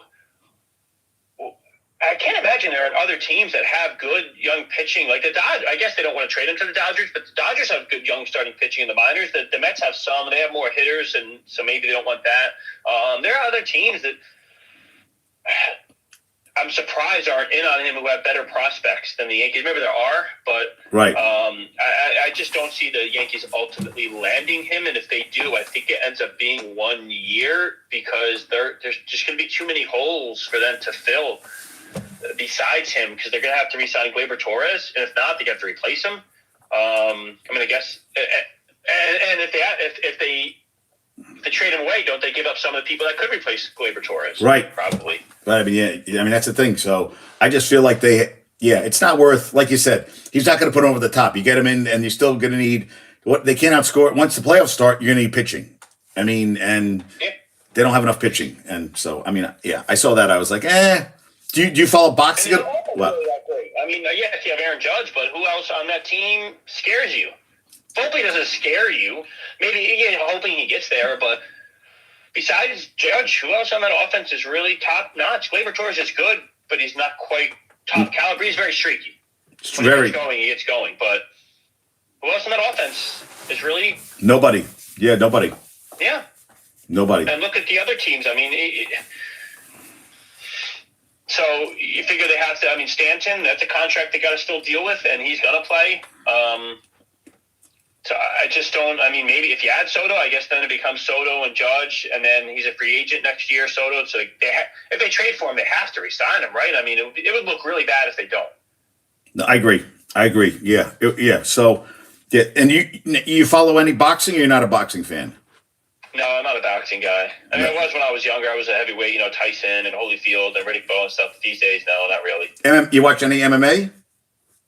No, I'm not a huge MMA guy. Yeah. No, I was just so Nelson Cruz just got signed. He's going to become an advisor for the Dodgers in Latin America. I always think that's a great. You bring these guys, ex-MLB players, and you bring them, and they bring the talent in. I mean, that's something I love that. I think that's a great move for the Dodgers. I mean, long term. I mean, who knows? I mean, you figure the guys like him and a Bartolo Colon and a Robinson Cano, who the Latin players love, and who a name and the players love playing with Cano, but then I'm sure he's got back home. He's a huge Oh, so yeah, it's smart. It keeps it gives the guy a job, and he obviously he's looked up to over there, and so he helps scout those or helps get the guys in. Yeah, absolutely. And Ohtani, they're thinking he'll sign some. You know what? One guy was saying, imagine he goes to Toronto. MLB will have a heart attack if he goes to plays in Canada, but it'd be kind of interesting if he ends up. I would have a hard time seeing him play there because his exposure. He wants. Right? Doesn't he want more exposure than Toronto? You know what? I think he back home. He is a god. I think he's back. Yeah. No matter what, he could play in. Yeah, minor leagues and back there. They take him over there. They cover it, but endorsements deal. I figure L.A. or New York, he'll get money as far as endorsements go. He'll get more than he would there. It doesn't. I know they talk about them as being in them, and not really Yankees so much with Ohtani, but I just don't get the feeling he wants to play in New York. Really wants to stay in the West Coast, which I guess makes sense to an extent. And the Olympics are coming to Salt Lake City in 2034. So get excited about that, there, Rob, because I know you're really pumped for. So obviously Winter Olympics. I'm guessing. Yeah, 2034. Yeah. Yeah, so winter, right? Winter. And I would love to see any of the Olympics. I know the World Cup is coming to the U.S. in, was it 2028? Is it 2032? No, because it was in 2020. So the World Cup was 2023, which is. It was supposed to happen. Yeah. It was 2022. It happened in 2022 because you were Yamamoto. 2026 it'll be. And I love the World Cup. I'm hoping to go to that. I want to go to the Olympics at Salt Lake. I hope I can go then. I would love to see winter and summer. I love watching the Olympics. I watch curling in winter. I eat it up. I eat all of it as much as I can. Jesus. You really? Curling? Dude, you're killing me. I watch curling in the Olympics. Yeah, I watch curling in the Olympics. Yeah. It's amazing what they do. It really to be able to the precision they slide I forget what the hammer what the heck they call it, I forget now, but the precision with the spin and the strategy for it. It really it's interesting. It's you like strategy and it's a skill. It's an absolute skill. It really is. It's crazy. I think they call it a rock, right? They call it the rock. Dude, you're if you tell me because I'm like. It's funny. I don't watch. Obviously, it's never really on TV, but yeah. Rob's like this. I'm in for the night. Curling on all night.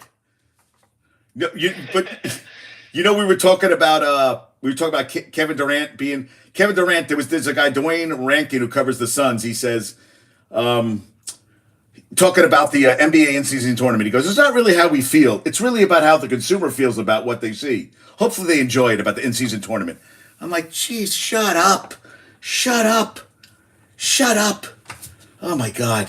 Yeah. I just. Well, it seems like the Knicks embrace it. You heard one of the players was saying, IQ is scoring points. I guess he said something like, "We got to win by more because in order for the Knicks to win, not only win, but they had a point differential." So the Knicks were trying. And for me, once I found out, I was like, "Yeah, there's more interest." I was like, "All right, they got in. Like, I'm interested in watching it." And let's see what happens. And I think, boy, Michael Jordan and Kobe Bryant would have wanted to win it. Oh, that? Yeah, hell yeah. I can't wait for that one player that's going to come along that's going to have that attitude. And I think there's going to be some guy who comes in who has that much competitiveness to where he's not going to like the opposing player. He's going to have that Jordan Kobe. Oh, that's what. Okay. I only want to defeat you. I want you to hate. I hate you while we're on the court, and I want to defeat you 150-0. I want you to. And they're going to have that type of competition, and I hope it turns.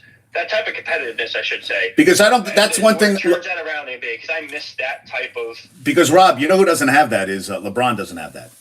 I've never felt LeBron has.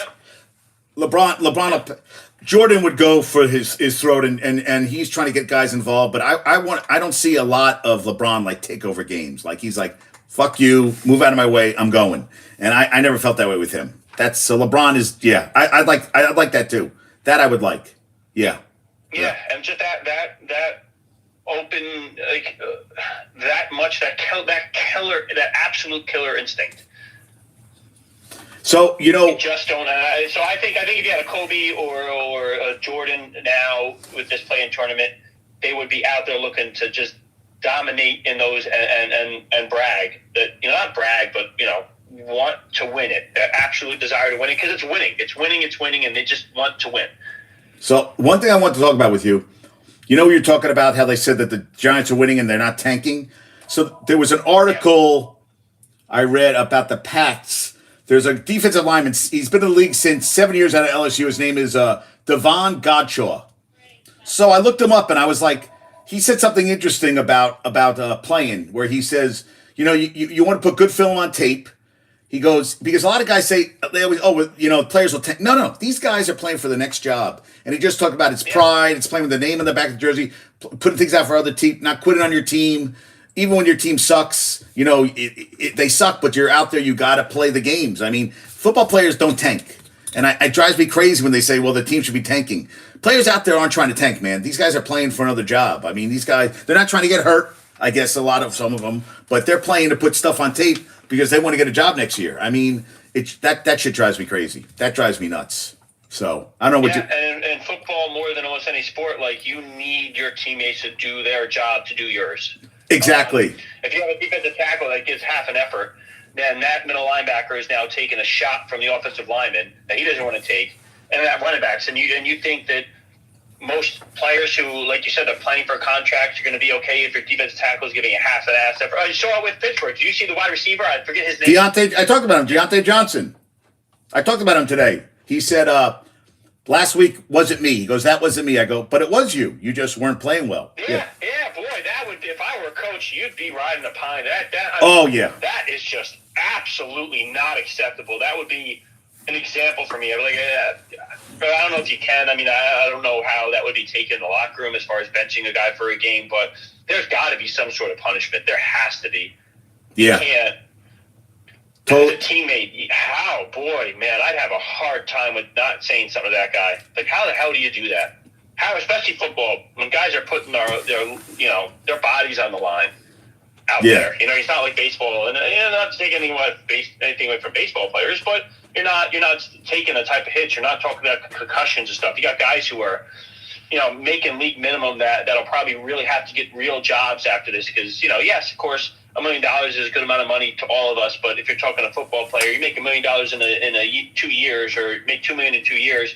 That's not going to sustain him the rest of his life. No, he's got to work after this, but he's still taking the contact that a football player does of beating up his body and taking possible concussions. And you look at a receiver doing that. You take an offensive lineman who's banging heads every play, struggling, fighting to make this team, and giving his effort, his full-out effort, and you look at a receiver doing that. And you got to be like, what the hell are you doing? Yeah, exactly. What are you doing? Exactly. Yeah. Yep. So, you think Ray Lewis would have been okay with that? No. Would have been okay with that? No. Boy. No. Would have killed him. Would literally killed him. He goes, yeah. You're not putting the effort in, I don't care. Yeah, because they can't rely on you, you're done. So, remember John Ross, number 9 pick 2017? He ran at 4.22. So, he's trying to make a comeback now. He was a total bust with the Bengals. I love. Oh, yes. Yeah. But I thought this was interesting. Trying to make a comeback. Interesting. Do you know who Josh DeBow is? He works for the AP on. He always puts up. He's Mr. Stat Guy. So this is Derek Carr has completed 29% of his passes from the 10 or closer in the past 2 years. Next worst would be Matt Ryan at 37%, and he's not even playing anymore. So Derek Carr, if you're at the 10 or closer in the red zone, he's not completing many. He's only completing less than 30% of his passes. That ain't. Wow. Yeah, that's bad. That's when you're getting the really tight windows. Yeah, and you got to and I read a thing about Iowa, because they suck offensively. And Kirk Ferentz goes, they said, why do people not like you? He goes, I don't know why. We got great colors. Iowa's easy to spell. So I don't know. That's a good question. Great colors and easy to spell. Easy to spell. Maybe those shouldn't be your selling points. But you know what? The thing is, it's tight end you now. He gets guys drafted every year. He wins. Ferentz has had 12 top 10 wins. They're 10-2 this year. I mean, it's like unbelievable. Every year they're goddamn winning. He's been there forever. And good offensive lineman out of Iowa too, right? Yes. He played for Fry, Hayden Fry. Yeah. Wow. Those were the days, man.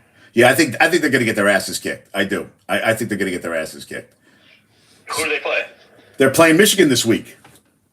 Oh yeah. You wonder if Harbaugh is to the NFL next year. I mean, every year they talk about it. That's the guy. That's what they're saying. Pre-Daboll. They're saying he is definitely. They think if he wins a championship this year, he's gone. But I mean, I guess we'll see. But he talks every year. He talks about this every year. I love him as an NFL coach. Oh, I do too. Yeah, He played for San Francisco. He took over for Mike Singletary. Had the same exact talent. Had that team winning when Singletary couldn't. Yeah. Remember Singletary made the tight end leave the field? Oh, yeah, Vernon Davis. Made Vernon Davis leave the field. Goes, yeah, you're not playing. And Vernon Davis said that was a. Right? That's what he said. Can't win with guys like that. Yeah, can't win. And then he said that was a total wake up call for him. I thought that was yeah.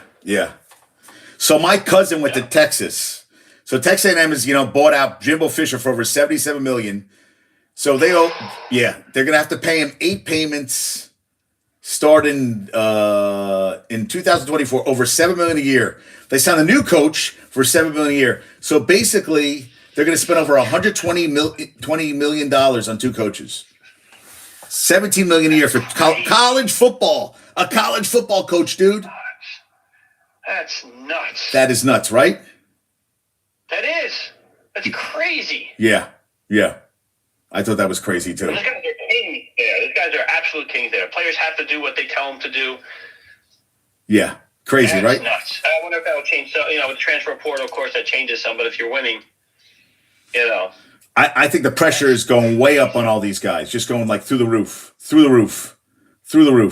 And you saw, so Bellinger got a comeback player of the year, and Liam Hendricks, and they're both free agents. Well, Hendricks, I think, is getting Tommy John. He's done for the year, but Bellinger had a goddamn good season, so I guess we're going to see what happens there. Oh, you could get back for your Mets, Javi Baez. The Tigers are looking to. No, thank you. That was a bad trade because I can't think of the name of the guy we traded for him. He's with the Cubs. He's center fielder. Crow something. So bad with names. Oh, Peter Crow. Peter Crow you got rid of, right? Isn't that the guy who went to? It was like 3 names, like Crow Armstrong or something like that. Yeah, the Crow Armstrong, the kid who's kid in the Cubs, who's lighting it up. Yep, that's who we traded. That's who we traded for him. But he's still not in the majors. Season of Javi Baez. Yeah. Javi Baez was kind of like a troublemaker too. I felt like he kind of was not a good guy in the locker. He got Lindor to do the middle finger to the fans. Oh, that pissed me off. Yeah. And then he left and got Detroit paid him a ton, and then he's been horrible ever since. But yeah, we traded him for that, and we could use him. Oh, Aaron has joined us. Hey, Aaron, how's it going? So Aaron, fellow captain of the company. Captain of the no, wait. What did he say he is? Wait, he told me something. Oh shit, he has a special title. What's his title? He's got a crazy title. He told the captain, but wait, he's also in charge of. What the hell? I was texting him one time, and he told me shit. It was something good. I was like, what? He helps with when you have events. You go out for stuff too. Okay. Event coordinator. Yeah, but it had a cool name. It had a cool name, Rob. It had a cool name, and I can't remember what the hell it was. On my phone, otherwise I go. He's right in his Twitter profile. It is in his Twitter profile. It is. Yeah, Josh might know, but he's got a special title, and I was like, what? I go. And I ruined when we went out to the June 1st. We split a hotel room when we went out to June 1st. You got a single bed, or no? You guys got separate beds? You cuddled? Yes, outing ambassador, and I was like, outing ambassador. There we go. Yeah, no, we went separate beds. We cuddled the night away. But we had a blast out there. We had an absolute blast. That was great. Yeah, we split a hotel room, separate beds, and he's wearing the. You guys are wearing the. First, that was a great outing, man. That was an absolute awesome time. Yeah, that was fantastic. That beach bash, awesome. We always have a good time with those. Shady Nasty has joined us. That's a name. Shady Nasty. I like that one. Shady Nasty 3. No spooning. No spooning. No, thank you. We went out to me, him, Josh, and a guy we call Bernie. His name's Danny, but he looks just like Bernie Williams, so we call him Bernie. He's in a chat we're a part of. Okay. His name in there is Bernie. He looks just like Bernie Williams, man. It's funny. He's a Yankees fan. We all went out, got dinner. And a guy, Chief, another great guy. We went out to get dinner and then went out next morning, June 1st, and that was an awesome event. DNR did a live event June 1st, and we had a great time. And then went out to the Mets game, and we did a tailgate there, and good the bar in the morning, drinking mimosas, and Rick DiPietro bought all of us in the company drinks and at the event. And that was we did. Fantastic time, really awesome event. Wait! Was that the one down the shore? Was that the shore event we're talking about? No, that was the Rick and Dave were there, but no, the June 1st Mets game was June 1st. Yeah, the beach bash was August, I believe. But yeah, we were there too. That was fantastic. And once again, Rick's a great guy. Really, he sat down at the bar with us after he did his bit with Michael K. After Dave and him went there, we went out, and Rick just sat and shot the shit with us and bought us drinks and hung out and talked and. What's next? What? See, Aaron says I'm going to be at the K show. I got my kids, so I doubt I'm going to be there. You're going to be there though. That's awesome, man. Have a great time. What is that, Rob? What's the K event? They're doing a Christmas party. They're doing a Christmas party at a bar called Your Mother's, or I don't know if it's a bar or restaurant. Your Mother's Place, out in Long Island. Okay. Doing their live show Friday from 3 to 6:30. Live out there, so company's going out, or as we always do, the company shows up and shows out for ESPN events. Man, we make our own T-shirts. We got T-shirt design. Oh, dude, I saw your T-shirts. Your T-shirts are serious shit. Doing for it. I know Lonnie, who's I think still watching live. Lonnie's going to be there. Josh will be there. Kev, Aaron, a bunch of us. I think Jose's going to be there. A bunch of our fellow company members are going to be there. We always show up and show out. We did yesterday. The K show had a live event at the NHL store, and Lonnie was there, and I think Kev showed up, and Lonnie went and got shout-outs from a number of people there. Sirico from Sopranos, I think I'm saying his name right there, and from producer for the show, of the DNR show, Jay Santiago, shout-out from him there. Kay, got a big shout-out from Kay, and we love all the shows, and we always show up for those and have a great time. It is. Anyone who wants to go out to the ESPN events, man, they're a ton. You said you were at the Beach Bash, right? Yeah, I was at the Beach Bash because I'm friends. My girlfriend's friends with Aaron's dad and wife. So I've known Aaron's. I've known Aaron's dad for a couple of years now, but I talk to Aaron more than I do his dad. So a lot more. At all. A good time. Wasn't the Beach Bash a lot of fun? You know what? It was pretty cool. I'm like, and I loved your shirts, man. You guys had great shirts. Thank you. Yeah, we got a design team. I'm part of it. We make our own shirts for it, and high quality, and we love it. And we give them to the ESPN guys, and they love them. And it's just fun. We have a good time. We're just a bunch of fans of sports, and we just love. And we're all good people, and we just love enjoying that. I mean, life can be good and bad at times, but it's a place. The company is just we support ESPN, and we all have that love of sports and ESPN. So it's just a place we like to go and have a positive place to get away from the difficulties of life when it is. But it's just a positive vibe that we all love to just really put out there and then find something enjoyment, a common thing that we call enjoy, and really make a positive atmosphere and a positive place for everyone to make friends. And I met Aaron, Josh, a bunch of guys that I never would have met in life. That we all live at different places, but people I speak to on a regular now, and get to know beyond sports, and make friends that make memories for life. Really, with. But you know what I want to tell you? Michael K gets into it. He gets ticked off at people when they. I've seen him on Twitter get into it with people. They get everything. I'm like, dude, he's a sports guy. But he gets really people get really nasty or something, and he can start arguing back and forth. I'm like, But you got to be careful, man. They don't stop those people. They're like you know what I call the people on a because they get nasty with me. I'm like, well, where do you live? Why not come over? We'll go talk. They go, oh, tough guy. I go, well, you act like you're like the beer guy, the guy in the bar with the kegs where they drink a lot. I mean, people get really like stupid. Stupid is the word I want to use. Yeah. Keyboard warriors, I think they call them. Keyboard warrior. Yeah, that's a good word. Yeah, it's because it's easy because you're not. It's just words on the screen. So right. You not get that personal. And when you meet the person in real life, like, oh, it's a real person. I kind of like this person. Like you have sports in common. So I think Kay has finally stopped doing that back and forth. I think he said he stopped doing it. So he did stop it. I think it was you gained nothing out of it. So I thought that was kind of interesting. Yeah. Hey, so but Kay's he likes doing that back and forth. On the show and stuff, which is fun. Yeah, well, yeah. I mean, yeah. That's so. I usually do trivia questions at the end, but I didn't do it. I didn't do it yesterday. So I got a trivia question. I got two actually. I got one from yesterday. Okay, so So Sport Illustrated. There's a thing. Grant. I think it's. I forget who the guy does it. Puts up. Sometimes I have good ones. Sometimes I have ones that are little. So in 71, players from a team simultaneously allow the opposing team to score, so they get the ball back and have their quarterback pursue the NCAA passing yardage record. So I don't think you're going to remember. This is 71, but it's an SEC football. It's an SEC football team that did it. In 1971? Yeah. So it's an old question. I didn't know it either.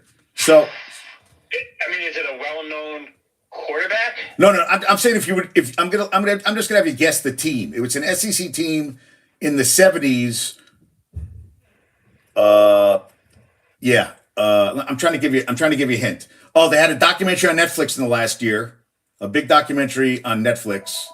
One of their they had a tight end who was Florida. Yeah. So listen to this.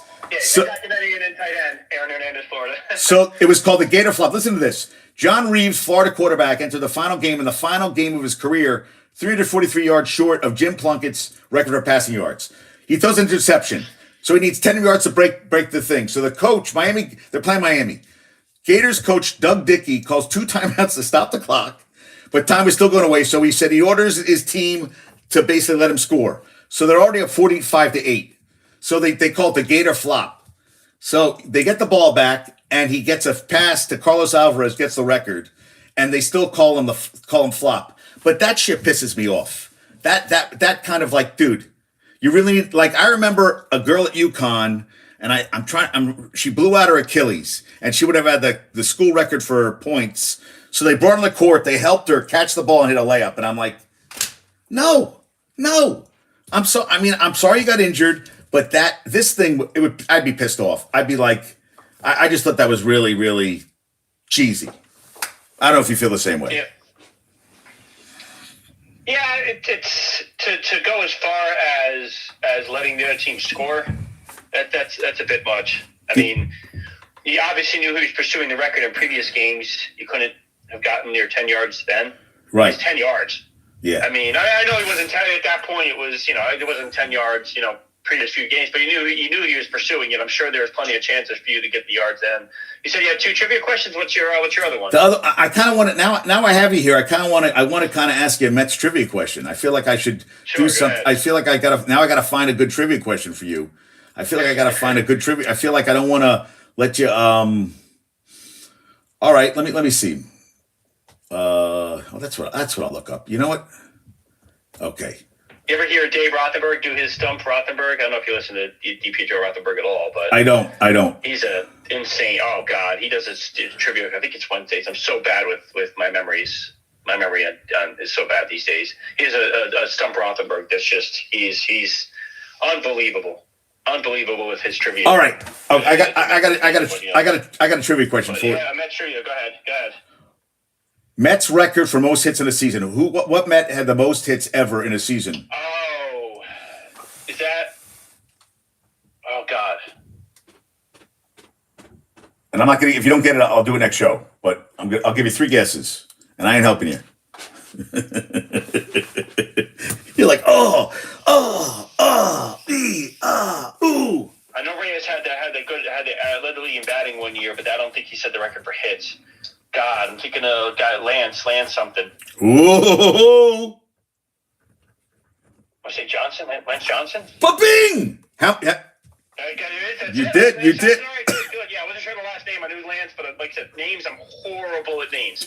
I'll see people I've known my entire life. I'll see them in a setting I'm not expecting to. I have a friend I've known since high school, and her son's name is Bailey. I ran into him at the store. I saw him. I was like, oh my God. I knew him. I've known him since he was born. I've seen him. I can't tell you how many times. So I'm like, oh my God, I can't remember his name. Just names for me, but yeah, Lance Johnson. How many hits? How many hits do you think he had that season? That I'm not going to. 227. 227. I was thinking 211 in my head, which isn't far off. I was thinking 211, but yeah. So Rob, again, you didn't give me enough time. We only went like an hour and a half. So I'm actually a little disappointed in you today.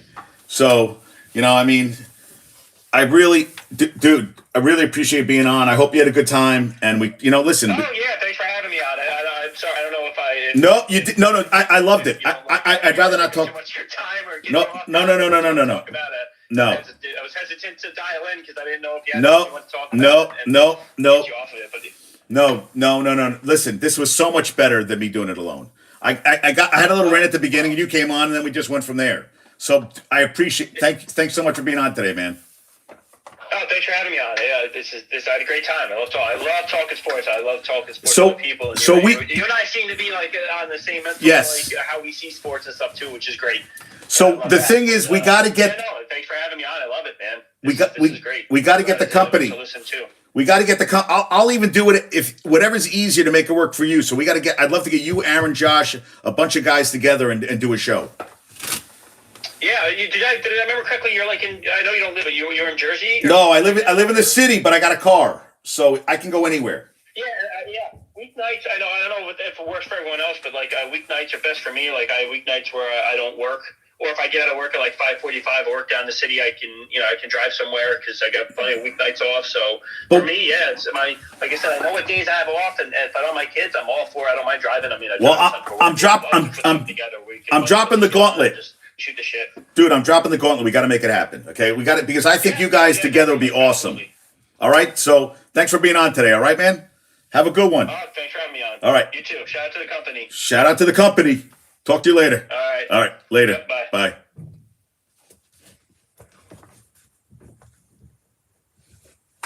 Ooh.